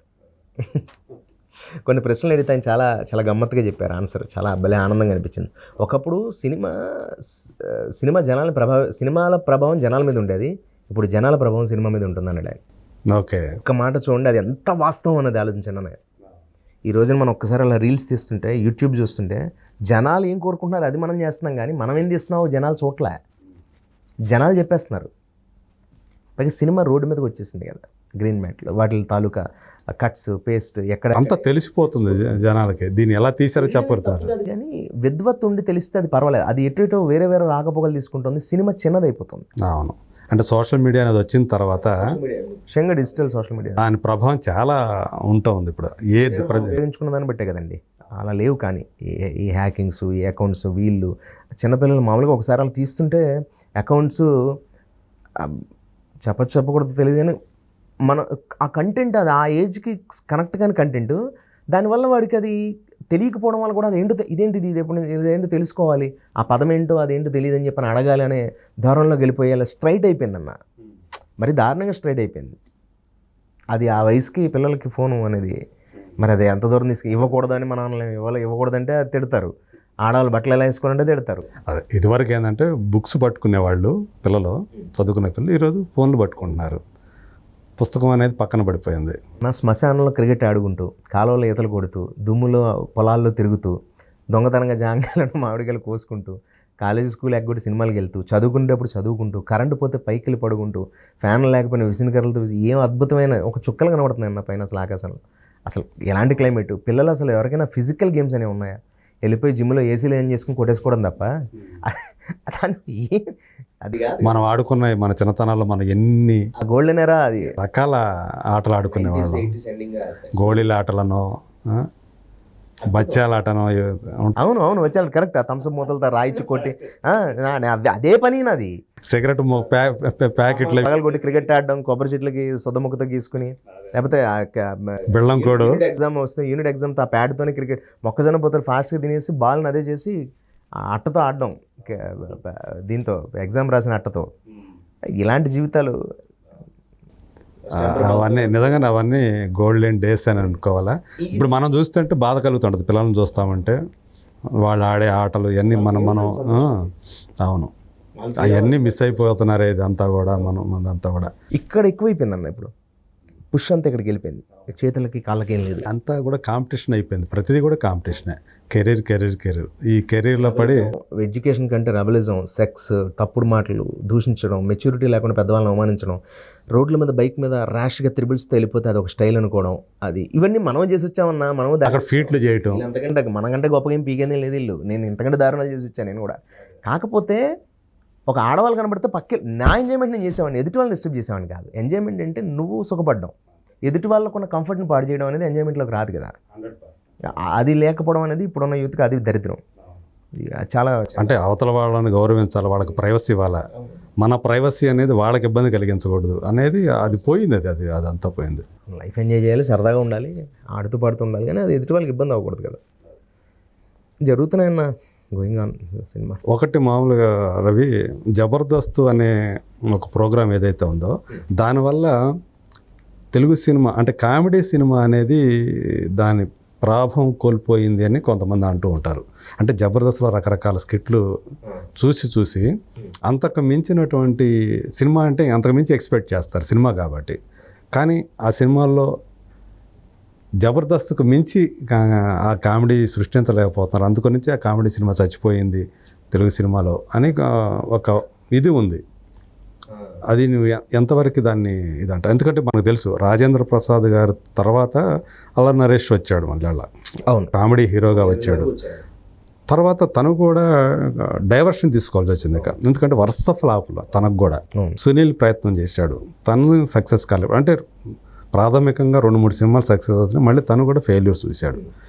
అంటే కామెడీ సినిమా అనేది, ప్రత్యేకించి కామెడీ సినిమా అనేది దాని ప్రభావం కోల్పోవడానికి జబర్దస్త్ కారణమైంది అనేది కూడా ఒక టాక్ అనేది ఒకటి ఉంది. అది ఎంతవరకు దాన్ని మీరు యాక్సెప్ట్ చేస్తారు, లేకపోతే దానికి దీనికి సంబంధం లేదంటారు అసలు? అంటే అన్న ఇది చాలా సెన్సిబుల్ టాపిక్. ఎందుకంటే ప్రతి వారం మనకు జబర్దస్త్ 2 రోజులు 3 రోజులు వస్తుంది. అది రకరకాల స్కిట్స్ చేస్తున్నారు, వాళ్ళంతా కూడా ఎంతో టాలెంట్తో చేస్తున్నారు. అక్కడ లేని ప్రతి రంగాన్ని టచ్ చేస్తున్నారు, ప్రతి టాపిక్ని టచ్ చేసి చేస్తున్నారు కదా. అది అందుకని అంత సక్సెస్ అయింది జబర్దస్త్ అనేది. ఎంత సక్సెస్ అయిందో, ఎంతమంది ఆర్టిస్టులకి అది జన్మనిచ్చిందో. నేను ఇందాక మీతో అన్నాను కదండి, మేము జబర్దస్త్ ఎంటర్ అయినప్పుడు చాలా తక్కువ, రోజు కూలివారి అన్నట్టు ఉండేది మా పరిస్థితి. ఈవెన్ పాపం లీడర్స్ కూడా. ఎందుకంటే అది అప్పటికి జబర్దస్త్ అనే పదం కూడా మీ చెవిని పడలే, తెలియదు. ఇప్పుడు అన్నపూర్ణ స్టూడియోలో ఏదో షో మొదలు పెట్టారేమో, అది మనకు ఎందుకు తెలుస్తుంది? ఇప్పుడే కదా అది ఎదిగింది, అది ఎదగాలి, విచ్చుకోవాలి, అది దానికి ఒక పేరు రావాలి కదా. అది ఎదగడానికి, విచ్చుకోవడానికి జబర్దస్త్ అనేది మొదలుపెట్టినప్పుడు అంత కారణం మేము. ఆ రేటింగ్ పెరిగినంత వరకు కారణం మేము. తర్వాత మాకు సినిమాలు పడ్డాయి. ఎవరైనా సరే సినిమాల్లోకి వెళ్ళాలనే కదన్నా వచ్చేది. ఇప్పుడు చేస్తున్న జబర్దస్త్ వాళ్ళు కూడా ప్రోగ్రామ్ అనేది సినిమా వాళ్ళ అటెన్షన్ పడింది దాని మీద. సో మీ అందరి మీద కూడా వీళ్ళంతా డైరెక్ట్గా వాళ్ళకి ఫోన్లు చేసి ఆ అబ్బాయి ఎవరు బాగా చేశారు, అతని నెంబర్ కనుక్కోండి అని చెప్పిన బోయపాటి సీన్ గారు లాంటి వాళ్ళు ఇంకొకరు అడిగి అవకాశాలు ఇచ్చారు. అందరూ గొప్ప వాళ్ళంతా, పెద్దవాళ్ళంతా. మరి అది ఎంత గొప్ప విషయం అండి సార్. అదొక నేను అన్నాను, అది నేను చెప్పిందే, చాలామంది కాపీ కూడా చెప్పారు. అది నేను చెప్పింది ఏంటంటే, జబర్దస్త్ అనేది టాలెంటెడ్ యాక్టర్స్ని ఎవరు పరిగెత్తకుండా, నీలో టాలెంట్ ఉంటే ఇక్కడ నిలబడు, నేను నిన్ను తయారు చేసి ఒక మిషనరీ అనమాట జబర్దస్త్ అనేది. ఇట్స్ ఎ మిషనరీ, ఇట్స్ గొప్ప మిషన్. అది ఎంత గొప్ప మిషన్ అంటే, నీలో ఉన్న టాలెంట్ని బయటకు చూపించి నువ్వు ఏ సినిమాల్లో పనిచేయాలో అదే దారి చూపించేస్తుంది. నువ్వు దాంట్లోకి వెళ్తే చాలు, ఏ సినిమా ఆఫీస్ గడప తొక్కక్కర్లా, ఆ స్థాయికి తీసుకెళ్ళింది. అది వరకు సినిమాల్లో యాక్ట్ చేసిన వాళ్ళు, అంతగా పేరు రాని వాళ్ళు జబర్దస్త్లోకి వచ్చింది, అక్కడ పేరు సంపాదించుకొని, అరే ఇప్పుడు దాకా ఇతను టాలెంట్ చూడలేదే, మనం చాలా సినిమాలు చేసాడే కానీ ఈ టాలెంట్ ఉందనుకోలేదే అనుకున్న వాళ్ళు, చమ్మక్ చెత్తన లాంటి వాళ్ళు, ఇలాంటి వాళ్ళందరూ కూడా అందరూ టాలెంటెడ్స్ అన్న టైం, దేనికైనా టైం రావాలి. అది ఆ స్టేజ్ వాళ్ళకి అప్పుడు దొరికింది. ఇప్పుడు ఏమన్నా దాని నేను అన్నట్టు ఆ ఎఫెక్ట్ అంటే సినిమా అనేది రూపాంతరం చెందిందన్న సినిమా రూపు దానికదే మార్చుకుంది రంగు. ఏ విషయంలో అంటే కామెడీ విషయంలో ఎస్పెషల్లీ. బ్రహ్మానందం గారు ఉండకపోతే సినిమా ఆడేది కదా ఒకప్పుడు. ఆలీ గారు బ్రహ్మానందం గారు ఎక్కడ ఒకటి రావాలి, వేణుమాధవ్ గారితో ట్రై పడకూడదు అనేది సెకండరీ. అది మన పర్సనల్, మాకు బాధే. నేను కమెడియన్గా ఒకప్పుడు నేను క్యారెక్టర్ అంటే నేను అన్నీ చేసుకుంటూ వచ్చాను, కమెడియన్గానే మిగలేదు. నన్ను చూసినట్టు కమెడియన్ చూసి అనట్లేదు ఎవరు, నాకు అలా ఇచ్చారు అవకాశాలు, అలా వచ్చాయి భగవంతుడి దేవాలు డిఫరెంట్ వచ్చినాయి కాబట్టి. బట్ నేను కమెడియన్గానే ఇష్టపడతాను అలా అనిపించుకోవడానికి. నేను గుండెజారిలో కామెడీ చేశాను, ఒక జోష్లో కమెడియన్గానే ఎంటర్ అయ్యాను. జబర్దస్త్లో చేసిందంటేనే నవ్వు కామెడీ, కాబట్టి ఆమె కమెడియన్. అనయ్య ఇక్కడ ఏంటంటే సమస్య, సినిమా కథలు హీరోయే కామెడీ చేసేస్తుంటే కమెడియన్ అవసరం ఉంది. అప్పట్లోనే మీరు ఆలోచిస్తే దూకుడు సినిమాలో మహేష్ బాబు గారు చేసిన పెర్ఫార్మెన్స్కి పక్కన కమెడియన్స్ ఆనరు అసలు. మీరు ఎంత చేసినా, బాదుషాలో జూనియర్ ఎన్టీఆర్ గారు, ఎస్పెషల్లీ శ్రీనివాస్ గారు సినిమాలు తీసుకో, అదుర్సు ఒకటి, అదుర్సు కమెడియన్ ఎందుకన్నా అసలు జూనియర్ ఎన్టీఆర్ గారు చేసే పెర్ఫార్మెన్స్కి. ఇప్పుడు వచ్చే సినిమాల్లో ఎవరైనా సరే బ్రహ్మానందం గారు కానీ, అలీ గారు కానీ, వాళ్ళ తర్వాత వచ్చే వెన్నెల కిషోర్ కానీ, వీళ్ళు ఉంటే సినిమా ఆడుతుంది, వీళ్ళు ఉండకపోతే ఆడదు అనేది లేకుండా చేసేసారు. కథ అలా వచ్చేసి సినిమా కథలు అలాంటివి వచ్చేస్తుంది. వీళ్ళు కూడా సిన్సియర్గా, కమెడియన్స్ కూడా సిన్సియర్ కథలు చేయడం మొదలుపెట్టారు.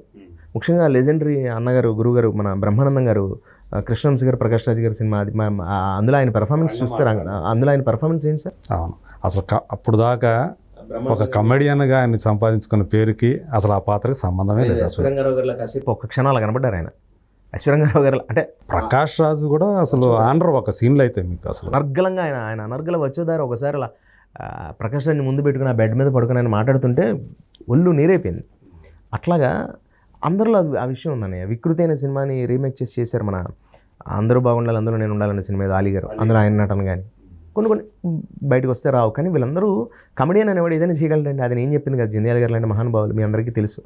కాబట్టి కమెడియన్ ఎలాగైనా బతికేస్తాడు, కానీ కామెడీలో లేదా మనం అలా బతుకుతా ఉన్నది మనం ఆలోచించుకోవాలి. అది కమెడీని ఏదో రకంగా బతికేస్తాడు. ఇప్పుడు చూసుకుంటే జబర్దస్త్ ప్రాభం కూడా పడిపోయినట్టు అనిపిస్తుంది కదా. ఏదైనా సరే సార్, ఏదో విరిగి ఏదో అంటారు కదా,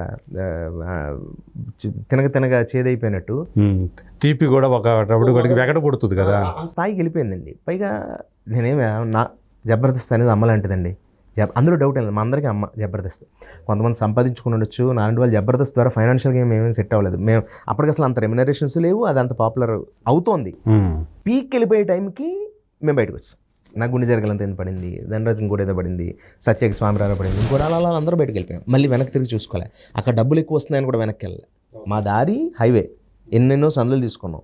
హైవేకి వెళ్ళడానికి ఎన్ని సందులు తీసుకున్నా దగ్గరికి వెళ్తున్నాం, కానీ హైవేని అందుకోలేకపోతున్నాం. అప్పుడు జబర్దస్త్ మాకు పడవలో వచ్చింది, మమ్మల్ని అందరినీ భద్రంగా, గౌరవంగా, ప్రేమగా తీసుకెళ్ళి హైవే మీద పెట్టింది. అందుకు మేము ఎప్పటికీ రుణపడి ఉంటాం జబర్దస్త్కి. కానీ మిగిలిన మా తర్వాత వచ్చిన జనరేషన్ అదృష్టం ఏంటంటేనండి, వాళ్ళు లక్షలు నెమ్మదిగా కోట్లు రెమ్యునరేషన్ పెరిగిందిగా. మరి అఫ్కోర్స్ మారేసరికి వాళ్ళకి డబ్బు వస్తుంది, మరి పెంచాలని అడగడం మేము లేము. మా కష్టం వాళ్ళకి. మీ తర్వాత సుడిగాలి సుధీర్, గెటప్ సీను, రామ్ ప్రసాద్, ఆ ముగ్గురు ట్రై పేర్లు నాకు పేర్లు చెప్పలేను కానీ, అంటే మనకు అనవసరం. కానీ మీరు చెప్పిన వాళ్ళు నిజమనే, వాస్తవం. ఆ ఫ్లోలో వచ్చిన వాళ్ళు ఎవరైతే ఆ ఎరాలో వచ్చారో, మా తర్వాత ఎరాలో, వాళ్ళందరూ కూడా ఫైనాన్షియల్గా బాగున్నారు. హైపరాద్ అయితే ఎక్కడికో వెళ్ళిపోయాడు. తను హైలీ టాలెంటెడ్ అన్న, టైమింగ్ వాడిది అసలు సూపర్. అది నాకు అది అంటే చాలా ఇష్టం అన్నయ్య. అతను నాకు, మా అమ్మగారు అయితే పడి చచ్చిపోతారు. అతను మాట్లాడుతుంటే అసలు ఆపరా బాబు కాసేపు ఆపరా అని చెప్పని వాడితో మాట్లాడుతున్నారు టీవీలో. వాడు ఎందుకు ఆపుతాడు, వాడు ఆపడమ్మా, వాడి ఫ్లో ఒకటి ఉంటుంది, కదిలించకుండానే వాడు డైలాగ్తోనే ఇచ్చేసేస్తాడు. అది నాకు చాలా ఇష్టం. అదొకటి. రాఘవ్ గారు అంటే చాలా ఇష్టం నాకు, రాకెట్ రాఘవ్ గారు. అతను సూపర్ టైమింగ్. ఆయన కూడా కొంతమంది ఉంటారు అంటే అశ్లీలత లేకుండా కామెడీ చేయగలరు వీళ్ళు. చిన్న బాడీ షేమింగ్ ఉండొచ్చు ఆది గారి దాంట్లో, బట్ అందరూ ఒకేలా చేయాలనే ఉంది. ఒకరితో ఈవీవి గారి స్టైల్, ఒకరితో జంధ్యాల గారి స్టైల్. అలా మా వీళ్ళలో కూడా ఉంటాయి కదా అలా ఆటుపోట్లు, రిస్ట్రిక్షన్స్ మధ్యలో గెలవాలి. అందరూ ఒకలాగే చేస్తే పండదు. మంది ఉంటాయన్న జబర్దస్త్ స్టేజ్ మీద మాకు కూడా హెడేక్స్. అంటే ఇంకోటి కూడా ఏంటంటే, అనసూయ బయటకు వచ్చేసిన తర్వాత దానికి కొంచెం ఆ గ్లామర్ క్వశ్చన్ తగ్గింది అనేది ఉన్నది. దగ్గర లేకపోయినా గ్లామర్ లేదు, అనసూయ రష్మి లేకపోయినా గ్లామర్ లేదు. మాలాంటి వాళ్ళందరూ ఒక ఫ్లోలో ఉన్నప్పుడు నేను మా బ్యాచ్, అలాగే తర్వాత వచ్చిన సుధీర్, మీరన్న సూకల్, మాది, వీళ్ళందరూ లేకపోయినా కూడా గ్లామర్ ఉండదు. నెమ్మదిగా తగ్గిపోతుంది, అంతే కదా అన్నయ్య. ఫస్ట్ ఆఫ్ ఆల్ అక్కడ నాగబాబు గారు, రోజు గారు లేకపోవడంతోనే సగం పడిపోయింది. హానెస్ట్గా మాట్లాడుకుందాం. అదే రాజకీయాలు పని పర్సనల్ పక్కన పెడదాం. అక్కడ జబర్దస్త్ నిజంగా వాళ్ళు మొదట నాగబాబు గారు వచ్చేసారు, ఆయన ఏదో హర్ట్ అయ్యి వచ్చేసారు. ఎవరెవరు ఎప్పుడు వెళ్ళారో అది తెలీదు. మేము వెళ్ళిపోయిన చాలా సంవత్సరాలకి వీళ్ళందరూ ఉన్నారు. మేము ఎప్పుడు వెళ్ళిపోయాము, ముందే వెళ్ళిపోయాం. తర్వాత బయట వేరేది పెట్టుకున్నాడు కదా, అది ఇంకో ప్రోగ్రామ్ ఏదో వేరే ఛానల్లో పెట్టిండు, అదిరిందని. అదేదో మొత్తానికి కుదరక అన్న ఏదేమైనప్పటికీ జబర్దస్త్ గారు దీనికి రాదండి. జబర్దస్త్ అనేది టీవీ షోల్లో మెగాస్టార్ చిరంజీవి గారి లాగా. ఓకే, అంతే. టీవీ షోల్లో అది ఇంకా డౌట్ లేదు. ఇండియాలోనే టాప్ మోస్ట్ రేటింగ్స్లో వన్ ఆఫ్ ది స్టార్ అది. దాని అదే అంటున్నాను కదా, నా తర్వాత వచ్చిన వాళ్ళు బిల్డింగ్స్ కట్టి, ల్యాండ్లు కొనుక్కొని, కార్లు కొనుక్కొని, దర్జాగా డబ్బులు సంపాదించుకుని ఉన్నారు, సుఖంగా ఉన్నారు, సంతోషం. బట్ మేము అది దాన్ని ఆ ఫైనాన్షియల్ స్టేటస్ని మేము ఏమి ఎంజాయ్ చేయలేదు. ఇప్పుడు పర్వాలేదు. ఇప్పుడు మీ రెమ్యూనరేషన్ ఇప్పుడు నేను ఆల్వేస్ గుడ్, నాట్ గ్రేటెస్ట్ కాదు. నేను వీళ్ళందరూ గ్రేటెస్ట్, నేను కాదు. హానెస్ట్గా ఉన్నదే ఉంది చెప్పుకోవడానికి. నేను ఏ నెల దాని అలా హ్యాపీగా ఉంటాను అంతే. లోటు ఎప్పుడు లేదు, గ్యాప్ ఎప్పుడు లేదు, ఇబ్బంది ఎప్పుడు పడలేదు, ఇంతే. ఇది నిజం. ఇది అంటే మనం అమ్మ ఆరోగ్య రీత్యా వెళ్ళిపోయారు కదా ఆ టైంలో, అప్పుడు కొంచెం ఇబ్బంది పడ్డారా అసలు మామూలుగానే ఏంటి? నేను అమ్మ ఆరోగ్య రీత్యా అదే వెళ్ళాను ఊరికి. ఈ చేతిలో ఛాన్స్ వదిలేసుకొని వెళ్ళారా? ఛాన్సులు ఒకటి ఎందుకో ఒక్కోసారి ఒక టైం వస్తుంది కదండి, ఒక ఇబ్బంది, వ్యాక్యూమ్ లాగా వస్తుంది. ఆ వ్యాక్యూమ్ టైం వచ్చింది నాకు ఒక 5-6 నెలల క్రితం. ఎప్పటి నుంచి ఒక 3 నెలలు ఇబ్బంది పడుతున్నాను. ఏంట్రా ఏదైనా టైంలో ఆవిడకి ఇబ్బంది. అప్పటికి దయ కూడా వచ్చింది. అయ్యాక నాకు అసలు రావట్లే. అది అందరూ ఏమన్నారంటే పాజిటివ్గా తీసుకోవాలి మనం ఆ విషయాన్ని. ఎందుకు రావట్లేదంటే అరే ఇంత చేయగల, ఇంత స్పాన్ అవుతుంది, మరి అప్పుడు మనం ఇవి కాదు కదా ఇవ్వాల్సింది అనేది అన్నీ ఆగిపోయి నాకు డేట్స్ ఇచ్చిన కూడా ఎంత ఉందో క్యారెక్టర్, మీ క్యారెక్టర్ కూడా దాదాపు అంత క్యారెక్టర్ అండి. పవన్ గారు గొప్పతనం అంతే, మాది ఎవరిది కాదు, పవనే, one and only Pavan Sadhan గారు. సరే నేను ఎందుకు అంటున్నానంటే అంత స్పాన్ చూసేసరికి ఇప్పుడు రాసుకున్న వాళ్ళు, రెగ్యులర్గా రాసుకున్న వాళ్ళకి ఆనట్లేదు నేను. అరే ఇది కరెక్ట్ కదా, అతనేమో అంత చేసారు, మళ్ళీ మనం వెనక్కి లాగుతున్నట్టుంది ఈ అబ్బాయిని, మంచి ఆర్టిస్టు అని పాజిటివ్ ఇదిలో వాళ్ళు ఆపేస్తున్నారు. కానీ నాకు ఇవ్వండిరా బాబు, నాకు సినిమా లేదు రా అన్నట్టు అవకాశం కావాలని నేను నా లోపల నేను బయటికి చెప్పలేను. సరే అయిపోయాను. అలా 3 నెలలు గడిచిపోయింది. వస్తున్న డేట్స్లో 3 రోజుల వేషాలు వాళ్ళు ఇవ్వట్లే, ఇంకా 4 రోజుల వేషాలు ఇంచుమించు ఉంటే ఆయనకి అలా 4 రోజులు 20 రోజులు అలా ఇవ్వాలని. నిజంగా కూడా అదే జరిగి ఇప్పుడు అవే చేస్తున్నాను కదమ్మా. సరే ఎందుకేంటంటే అప్పుడు అలా రావట్లే. మధ్యలో అమ్మకి ఇలా కొంచెం ఇబ్బంది అని తెలిసింది. ఎప్పుడు లేదు అసలు, షీఈస్ వెరీ హెల్దీ. ఆవిడ చాలా ఆరోగ్యంగా ఉంటారు, మా అమ్మగారు నాన్నగారు ఇద్దరు కూడా చాలా ఆరోగ్యంగా ఉంటారు. ఎప్పుడు కంప్లైంట్ లేదు. 6 monthsకి ఒకసారి నేను చెన్నై వెళ్ళాల్సి వస్తుంది, అమ్మని తీసుకుని అప్పుడప్పుడు వెళ్తూ వస్తుంటాను. కొంచెం అదే పర్సనల్ ఆయుర్వేదిక్ మెడిసిన్, అక్కడ మనిషిని తీసుకెళ్ళాలి పేషెంట్ని, అందుకని అలా అంతే. మా అమ్మగారికి అనారోగ్యం అనేది లేదు ఇప్పుడు, అసలు లేదు. అలాంటి మీరు ఒక్కరే ఉన్నారా? One and only, no siblings is there, నేను వన్ అండ్ ఓన్లీ సన్. దానివల్లే నాకు బెంగ. అప్పచెల్లెళ్ళు కూడా ఎవరు లేరు, వన్ అండ్ ఓన్లీ నేను ఒక్కగానొక్కడిని, అమ్మ నేను నాన్నగారు అంతే, ఎవరేం లేరు. ఎందుకు ఫ్యామిలీ ఇంకా అంటే అక్క చెల్లెలు అన్నదమ్ములు లేరు, బంధువులు ఉన్నారు. మా అమ్మగారు సొంత అన్నయ్య వాళ్ళ ఫ్యామిలీ, వాళ్ళ బంధువులు ఎవరైనా. పెళ్ళి నేను అనేది పెళ్ళి మీద అది వేరే ట్రాక్ అన్నమాట. నాకు అసలు ఇంట్రెస్ట్ లేదన్న ఫస్ట్ నుంచి. నాకు అది వస్తే ఆపేసుకున్నాను. 33 వచ్చేసి ఇంక చేసుకోవాలి, ఇంక తప్పదు కదా. 30sలోకి వచ్చేసి కూడా ఇంకా, కాకపోతే ఒకటి వయసు వచ్చిందంటే పెళ్లి చేసుకునే వయసు వచ్చింది, ఇంకో 2 ఏళ్ళు అయితే దాటిపోద్దు కూడా. 35 దాకా వచ్చేస్తాము. ఇప్పుడు 34 అనుకుంటున్నా. అంటే ఇప్పుడు ఏంటంటే మ్యాటర్, నా ప్రాబ్లం ఏంటో కూడా చెప్తాను. సినిమాని పరిస్థితులని, దాంతోపాటు ఇంట్లో పరిస్థితులని అర్థం చేసుకునే ఉన్నారు అమ్మాయిలు, ఉన్నారు మంచి వాళ్ళు ఉన్నారు. అది మనకు ఎదురవడం, సినిమా వాడు పెళ్ళి వేరనే, అందరి పెళ్ళిళ్ళు వేరు, మీకు తెలియదే ఉంది. అందుకే ముందు ఆచితూచి మిగిలిన వాళ్ళగా టక్మని అర్థం చేసుకోవాలి పూర్తిగా. రేపు వదిలేసే కుటుంబాలు కావుగా మనమే. కొంతమంది అలాంటి బ్యాచ్ తయారయ్యారు, అది స్టైల్ అయిపోయింది పెళ్లి చేసుకుని వదిలేసుకోవడాలి. అలా వెళ్ళకూడదు, అది నేను తట్టుకోలేము, మేము తీసుకోలేము. కాబట్టి జాగ్రత్తగా ఉండాలనేది ఒకటి. అమ్మ పరిస్థితిని అర్థం చేసుకునే మనిషి. సినిమా అన్నప్పుడు రకరకాల లేనిపోనివి ఆపాదిస్తారు మన మీద. ఇలాంటి నమ్మకాలు పెట్టుకునే అమ్మాయిలు, భయపడే అమ్మాయిలు ఉండకూడదు. నా మీద నీకు లింకులు కలిపేసి వస్తాయి. కార్లో దిగుతున్నప్పుడు వెళ్తున్నప్పుడు, రవి గారు ఆ అమ్మాయి కూడా మీతో పాటు వచ్చేస్తుందని ప్రొడక్షన్ వెహికల్ మేనేజర్ పెట్టాడు అనుకోండి. ఆ అమ్మాయి దిగినప్పుడు ఇంటి దగ్గర అమ్మాయి, ఈయన అమ్మాయితో అది కాదే వెళ్ళే దారిలో దింపమన్నారు. ఇలాంటివి చూశాను సార్ నేను. చూసి ఓరి అమ్మ పెళ్ళి వద్దురా బాబు. మొన్న నేను పేరు చెప్పాను కానీ ఒక కుర్రాడు సరదాగా బీర్ తాగుదాం రా, బోరు కొడుతుందని చెప్పాను. నాకు డ్రింక్ చేయడం ఇష్టం. ఇప్పుడు రేర్, నేను మంత్లీ 2 అలా తాగుతుంటా. ఓపెన్గా చెప్తున్నాను అన్న, సరదాగా బీర్ తాగడానికి వెళ్ళాం బార్కి. మేము తాగే ఒక బీర్కి బార్కి వెళ్ళాల్సిన అవసరం కూడా లేదు. అప్పటికే వెళ్ళి నేను వెళ్తుంటే రావట్లే నా ఫ్రెండ్. ఏంటని వెనక్కి తిరిగి చూస్తే కనబట్లేదు. ఇదేంటి బార్ చూస్తే బైక్ లెక్క పెడుతుంది అక్కడ. ఎందుకురా బైక్స్ లెక్క పెడుతుంది, ఏమైందంటే లెక్క పెట్టడం కాదు రవి, మనకు తెలిసిన బైక్లు ఏమున్నాయేమో అని చూస్తున్నానండి. ఉంటే ఏమైందనండి. లేదు తనకు చెప్తారేమో ఇంటికి వెళ్ళి నేను ఎవరిని గమ్మును నేను బొంగు కూడా పెళ్లి చేసుకుని నేను అసలు జీవితంలో నా కూడా కలర్ మిమ్మల్ని చూస్తే ఇరిటేషన్ వస్తుంది నాకు. అక్కడ వచ్చేసా నేను అంటే అంటే అంత భయపడిపోతుందా అంటే ఈ స్థాయి నేను నెమ్మదిగా బైకులు ఎక్కెట్టుకోవాల్సి వస్తా ఎక్కడ ఇంట్లో ఎవరేం చెప్పేస్తారు అని. అంటే నాకు కావాల్సిన అమ్మాయి ఎలా ఉండాలంటే ఒక స్ట్రెస్ రవి బీర్ దాకా పడుకోవచ్చు కదా దాని నుంచి వాగుతున్నావు అలా అన్న అమ్మాయి కావాలి నాకు. థ్యాంక్ యూ అని చెప్పి మీరు అట్లా అలాంటి మనం వర్క్ ఏంటో మీ అదే ఎంజాయ్ చేయాలన్నయ్య లైఫ్ని అంటే రేపు అట్లా అంతే అన్నయ్య. అందు గురించి వెయిటింగ్ అదే వెయిట్ చేస్తాం. చెప్తున్నాను కదా, నా అమ్మని అర్థం చేసుకుని సినిమాని అర్థం చేసుకుని వాళ్ళు దొరికితే నెమ్మదిగా చేసుకుంటాను నేను. అదే వాళ్ళని కూడా బాగా చూసుకోవాలి, మీతో పాటు వాళ్ళని యాక్సెప్ట్ చేయాలి అనేది. కొన్ని ఎదురవుతున్నాయి, కొన్ని వస్తున్నాయి సంబంధాలు కూడా. బట్ వీటిని కాదని అపోజ్ చేసేంత సీన్ కాదని, కానీ చూస్ అనేది చాలా ఇంపార్టెంట్ అన్నయ్య. అంతే, అది కొంచెం జాగ్రత్తగా ఉన్నాను అంతే, అంతకుమించి. అమ్మ అంటాం లేదా ఎందుకు చేసేసుకోరా ఎందుకు చాలా ఎక్కువైందన్న స్ట్రెస్. అది చేసి నెక్స్ట్ ఇయర్ సెట్ అయిపోతుందేమో అలా ఉంది పరిస్థితి. కానీ నేను భయపడుతున్నా ఫస్ట్ టైం నెమ్మదిగా మీదకి ఏదో వస్తున్నట్టు ఒక ఫీలింగ్ ఏర్పడుతుంది. అంటే మళ్ళీ ఏదో ఒక రోజుకి ఈరోజు ఇవాళ ఉంటాం రేపు అందరూ వెళ్ళిపోయే వాళ్ళమే, కానీ మీకంటూ మళ్ళీ ఒక తోడు కావాలని ఆ మిస్ అయ్యామనే ఫీలింగ్ మళ్ళీ రేపొద్దు మీకు రాకూడదు కదా.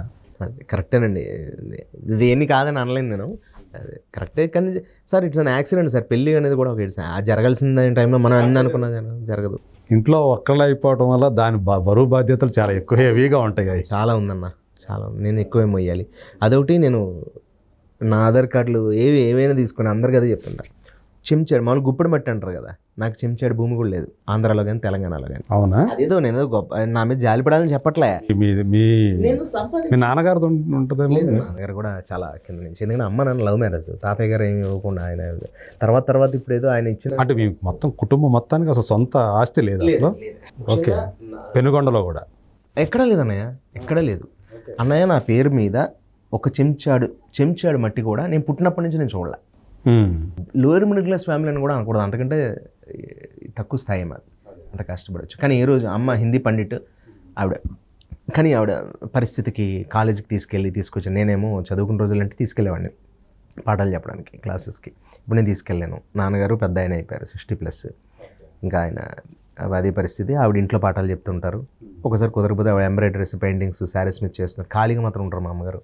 మా నాన్నగారు అసలు ఖాళీగా ఉంటారు, ఏదో పని చేసుకుంటూ ఉంటారు.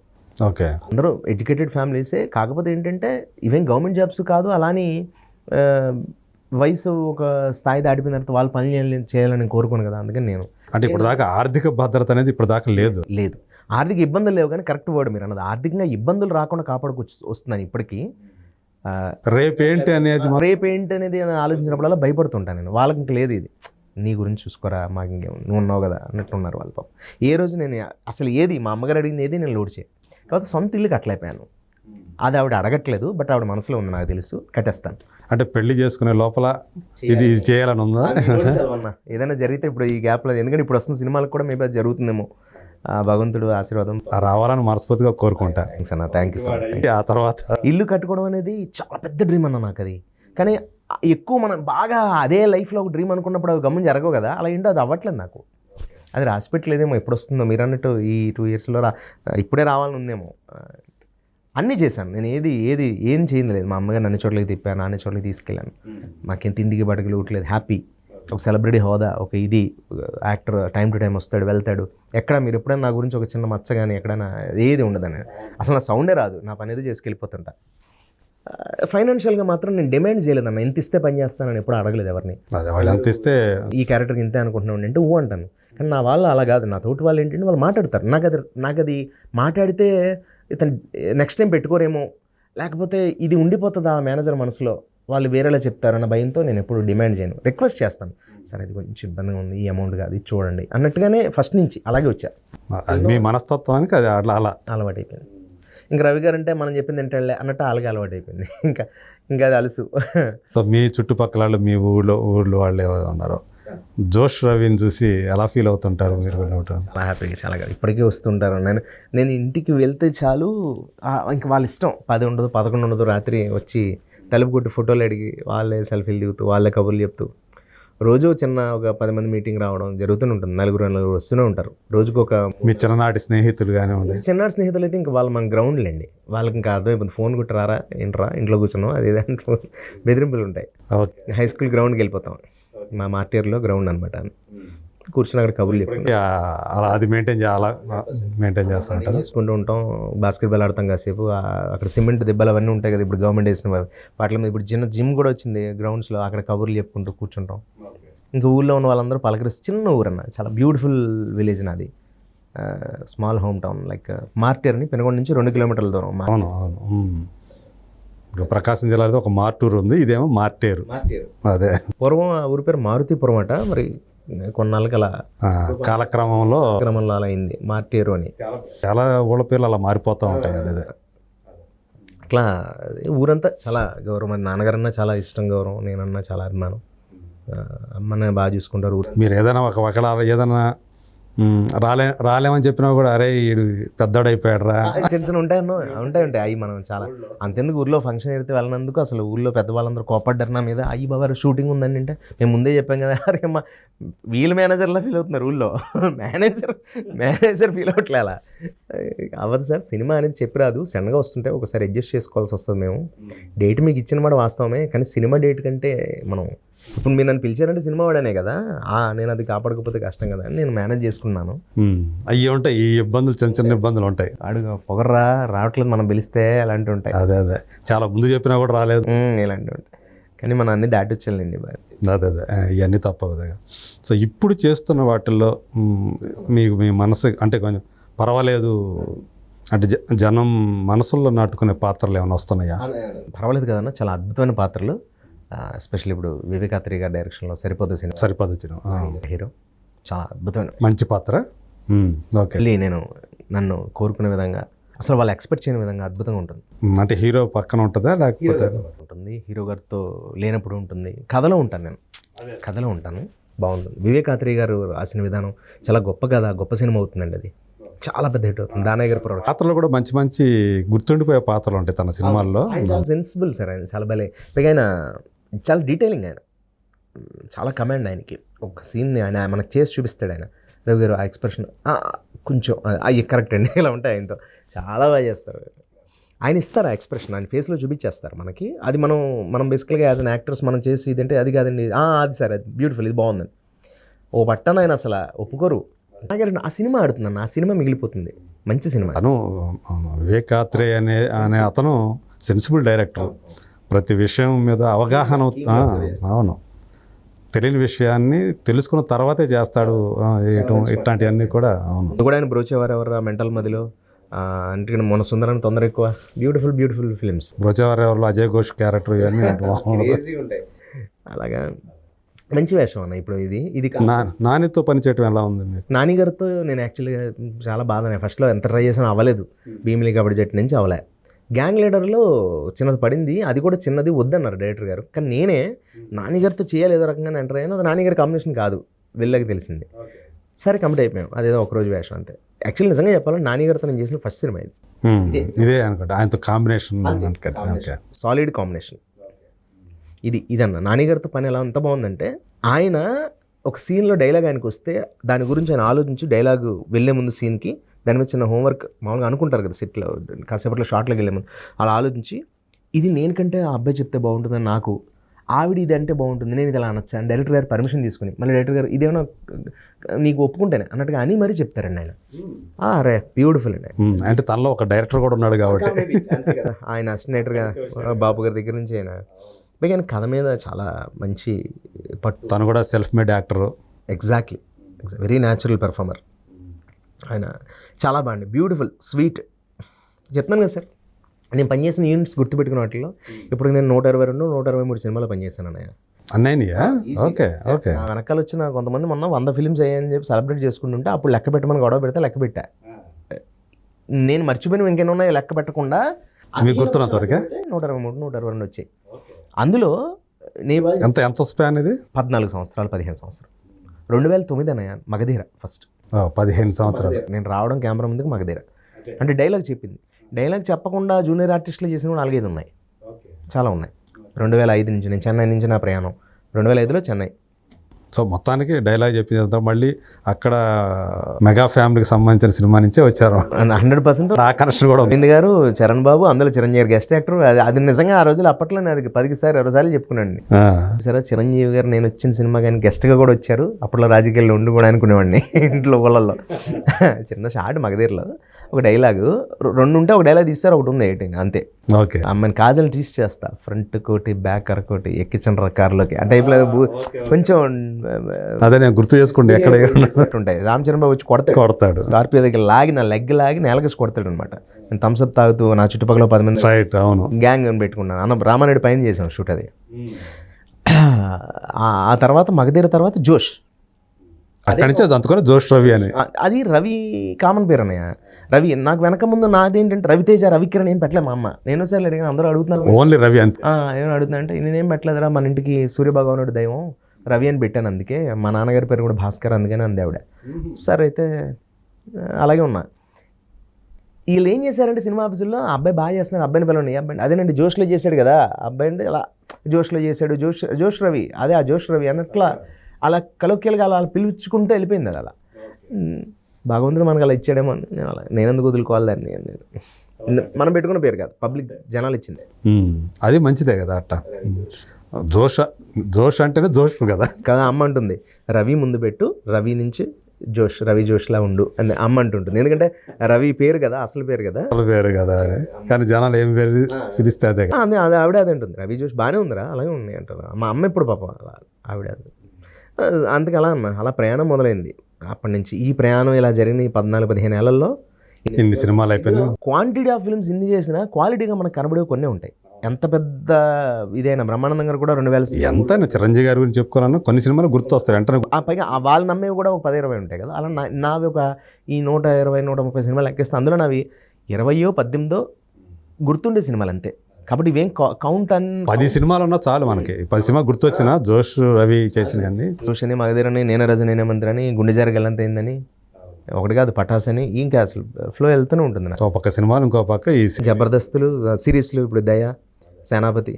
ఏదన్నా ఒక జీవితంలో ఒక గోల్ అనేది ఉండాలి అంటారు కదా, అట్లా మీ జీవితంలో కూడా ఏమైనా ఒక గోల్ ఉందా? ఉందన్నయ్య. ఏంటది? నేషనల్ వైడ్ యాక్టర్ అవ్వాలి. తమిళ, కన్నడలో నేను ఇప్పుడు ఆల్రెడీ కన్నడలో 3-4 సినిమాలు పనిచేశాను, తమిళ్లో 6-7 సినిమాలు పనిచేశాను, చాలా సినిమాలు పనిచేశాను, తెలుగులో 8 సినిమాలు పనిచేశాను. మీకు తెలుసు నేను చెప్పింది తమిళ కన్నడ కలిపే 123 సినిమాలు అన్నది తమిళ కన్నడ కలిపి చెప్పాను ఓవరాల్గా. సరే మ్యాటర్ ఏంటంటే నేషనల్ లెవెల్ యాక్టర్ అవ్వాలని ఎయిమ్, లైక్ ప్రకాష్ రాజ్ గారు వాళ్ళలో అంతే. అది నాకేమి అలాంటి పేరు సంపాదించుకోవాలి, అది నా ఆశయం.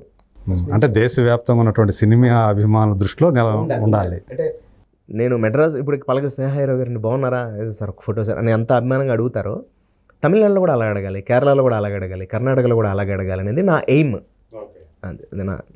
మరి ఈ లాంగ్వేజ్ బ్యారియర్ ఏదైతే ఉంటుందో దాన్ని ఎలా? లేదన్నా అసలు నేను మరి కన్నడ పని చేశాను, సింగిల్ టేక్లో చేశాను, డబ్బింగ్ నాది నేనే చెప్పుకున్నా. బేసికల్లీ నేను డబ్బింగ్ ఆర్టిస్ట్ని కదా, నేను డబ్బింగ్ చెప్పుకుంటూనే వచ్చాను తమిళనాడు నుంచి. నాకు ప్రొఫెషనల్ డబ్బింగ్ ఆర్టిస్ట్ కాదు, బట్ నాకు డబ్బింగ్ బాగా బలం నాది. లేకపోతే గుండెజారి నేను చేసింది 40-50% డబ్బింగ్లోనే చేశాను, 90%. దాన్ని ఎలాబరేట్ చేయడం, ఇంప్రవైజ్ చేయడం, దాన్ని ఇట్లా. సో అలా దేశవ్యాప్తంగా తెచ్చుకోవాలి, నేషనల్ యాక్టర్ అనిపించుకోవాలి. ఆల్రెడీ వెళ్తున్నాం, అక్కడ మొక్క పెరుగుతుంది, మళ్ళీ నువ్వు ఇంకో సినిమా పడట్లేదు, అది వాడిపోతుంది. సినిమా పడుతుంటే అది కొంచెం ఎదిగే టైంలో 4 పడుతున్నాయి, మళ్ళీ ఇంకోటి పడకపోవడం వల్ల సంవత్సరాల తరబడి అది అలా ఎండిపోతుంది. కాబట్టి ఆ మొక్క పెంచుకుంటున్నాను మిగిలిన భాషల్లో. ఇక్కడ పెరిగిన వృక్షంలాగా అక్కడ పెరగాలంటే మరి టైం పడుతుంది కదనే. తమిళ్ బావచ్చు, కన్నడ రాదు అంతగా, కష్టమే కన్నడ. బట్ కానీ నేను ఫ్రెంచ్ అయినా, కన్నడ అయినా, మలయాళం అయినా, బెంగాలీ అయినా నా చేతికి స్క్రిప్ట్ వస్తే కట్ అండ్ పేస్ట్ నేను ఏకసంతాగ్రహి. ఏదైనా సరే మీరు ఏ భాష ఇచ్చినా, అవునా, బుక్లో ఇస్తే నాకు టైం, ఆ బుక్కి తగ్గట్టుగా టైం, లేకపోతే 20 పేజీలు ఇస్తే దానికి తగ్గట్టుగా టైం ఇస్తే దాన్ని నేను అలా అప్పచెప్పేస్తాను. అలా అంటే బట్టి కొట్టేయడం కాదు, హావభావాలతో నేను చేస్తాను. నేను కన్నడ అలాగే ఎంత పెద్ద గుండె జరగలంత రీమేక్ అక్కడే. సో మా కోసం మీరు చిరంజీవి గారిని అసలు నా వల్ల, ఎందుకంటే చాలా పేరుంది కదా, సడన్గా అడిగితే చేసి దాన్ని పాడు చేసుకుంటానే మనం ఒక ప్రిపేర్ అయి ఉంటాం కదా బ్రెయిన్లో, అది లేదు. అది మీరు సడన్గా జర్కలిస్తే షాక్ అవుతాను నేను. చేయాలి 100%. ఒకటన్నయ్య, స్క్రీన్ మీద యాక్ట్ చేసి కెమెరా ముందుకు రెడీ అయిపోయి ప్రిపేర్ అయి ఉంటాం కదా, అలా కాకుండా ప్లెజెంట్గా మేము ముందు అన్నయ్య అని అలా కూర్చున్నప్పుడు మీరు యాక్ట్ చేయమంటే లోపల ఒకడు కంగారు పడిపోతుంటాడు, అన్నయ్య రాదు వణుకొచ్చేస్తుంటుంది. ఓకే, చూడండి ఒకసారి ట్రై చేయండి ఏమన్నా. ఊరికే అన్నయ్య, ఇప్పుడు నేను అన్నయ్య చిరంజీవి గారు మీరు ఏదైనా క్వశ్చన్ అడిగినా అన్నయ్యలా సమాధానం చెప్తాను సరదాగా మీ మాట కోసం ఒక డైలాగ్. చిరంజీవి గారు, Yeah. మీ దృష్టిలో అమ్మ అంటే ఏంటండి? చాలా రోజులైంది మూర్తి, ఎవరు క్వశ్చన్స్ అడుగుతారు కానీ యాక్చువల్గా ఇలా అమ్మ గురించి నాన్న గురించి అడగడం కాకుండా ఎప్పుడు చూసిన సినిమాలు ఏమిటి, మీరేమిటి, తమ్ముడు గురించి ఇలాంటివి అవుతుంటాయి. చరణ్ గురించి మొట్టమొదటిసారి అమ్మ గురించి నాకు కూడా పంచుకోవాలని ఉంది, చాలా రోజులైంది. అమ్మ, ఏం చెప్పను నేను, ఈ రోజున మేము ఇలా ఉన్నామంటే కారణం మా అమ్మ దయ. ఆవిడ బిడ్డలుగా మేము పుట్టి పబ్లిక్ అంతా ఒక త్రిమూర్తులుగా కొలుస్తున్నారంటే, ఈ రోజున ఇంత స్థాయికి ఎదిగాను అంటే, ఒక చిరంజీవిగా నేను మీ ముందు ఇంత గొప్ప పేరు తెచ్చుకున్నాను అంటే కారణం మా అమ్మ. అదే కాదు, ఇప్పటికే ఆవిడ నన్ను చిన్నపిల్లల్లో చూసుకుంటూ తిన్నానా లేదా అని ఈ వయసులో కూడా ఆవిడే వండి పెడుతూ, ఆవిడ ఉన్న ఫుడ్ నాకు ఇంట్లో పెడుతూ దగ్గరుండి ముద్దలు కలిపి పెడుతుంటే ఎంతో ఎంతో ఆనందంగా ఉంటుంది. కోవిడ్ టైంలో కూడా మీరు చూసే ఉంటారు ఆ వీడియోస్ అన్ని. ఇలా ఎన్నో అనుబంధాలు. అమ్మ నన్నే కాదు, నాగబాబుని కానీ కళ్యాణ్ బాబుని కానీ అందరిని కూడా అంతే సమానంగా చూసుకుంటుంది. కోడలను కూడా కూతుర్లా చూసుకుంటుంది. పిల్లలు అంతా కూడా ఈ రోజుకి ఇంత వయసు వచ్చినా కూడా ఇంత ఎనర్జీగా ఉన్నానంటే కారణం మా అమ్మ భోజనం. So wonderful wonderful. అందులో 20% చేశానేమో, ఆ బాడీ అది వచ్చింది, ఆ మాడ్యులేషన్ అదంతా కూడా అదంతా నెమ్మదిగా వస్తుంది మళ్ళీ పోతుంది. Super super. కానీ తడబడకుండా అది ఆ ఫ్లో అనేది చెప్పడం, సో దాంట్లోనే తెలిసిపోతుంది అంటే చిరంజీవి అంటే మీకు ఎంత ఇది అనేది. Thank you so much Ravi. So మీరు అనుకున్నట్టు మీ గోల్ ఏదైతే ఉందో అట్లా నేషనల్ లెవెల్లో నేషనల్ యాక్టర్గా పేరు తెచ్చుకోవడంతో పాటు ఇంకొక గోల్ చిరంజీవి గారితో మా అందరి ముందు కూడా కనిపించే ఆ రోజు ఖచ్చితంగా మీకు వస్తుంది. మీ నోటి చాలా జరగాలని తదాస్తు. అది thank you so much, all the best. మీ ఛానల్ త్రూ మీ ప్రేక్షకులు దయచేసి అందరూ కూడా మన ఛానల్ని సబ్స్క్రైబ్ చేసుకోండి, అలాగే వీక్షించండి. ప్రతి టైంలో కూడా మాకు వచ్చే అప్డేట్స్ అన్నింటినీ కూడా మీరు లైక్ చేస్తూ, షేర్ చేస్తూ, కామెంట్ చేస్తూ మమ్మల్ని ఎంకరేజ్ చేస్తుంటారని ఈ ఛానల్ని మనస్ఫూర్తిగా కోరుకుంటున్నాను. అండ్ మీ బ్లెస్సింగ్స్ కావాలి. ఒక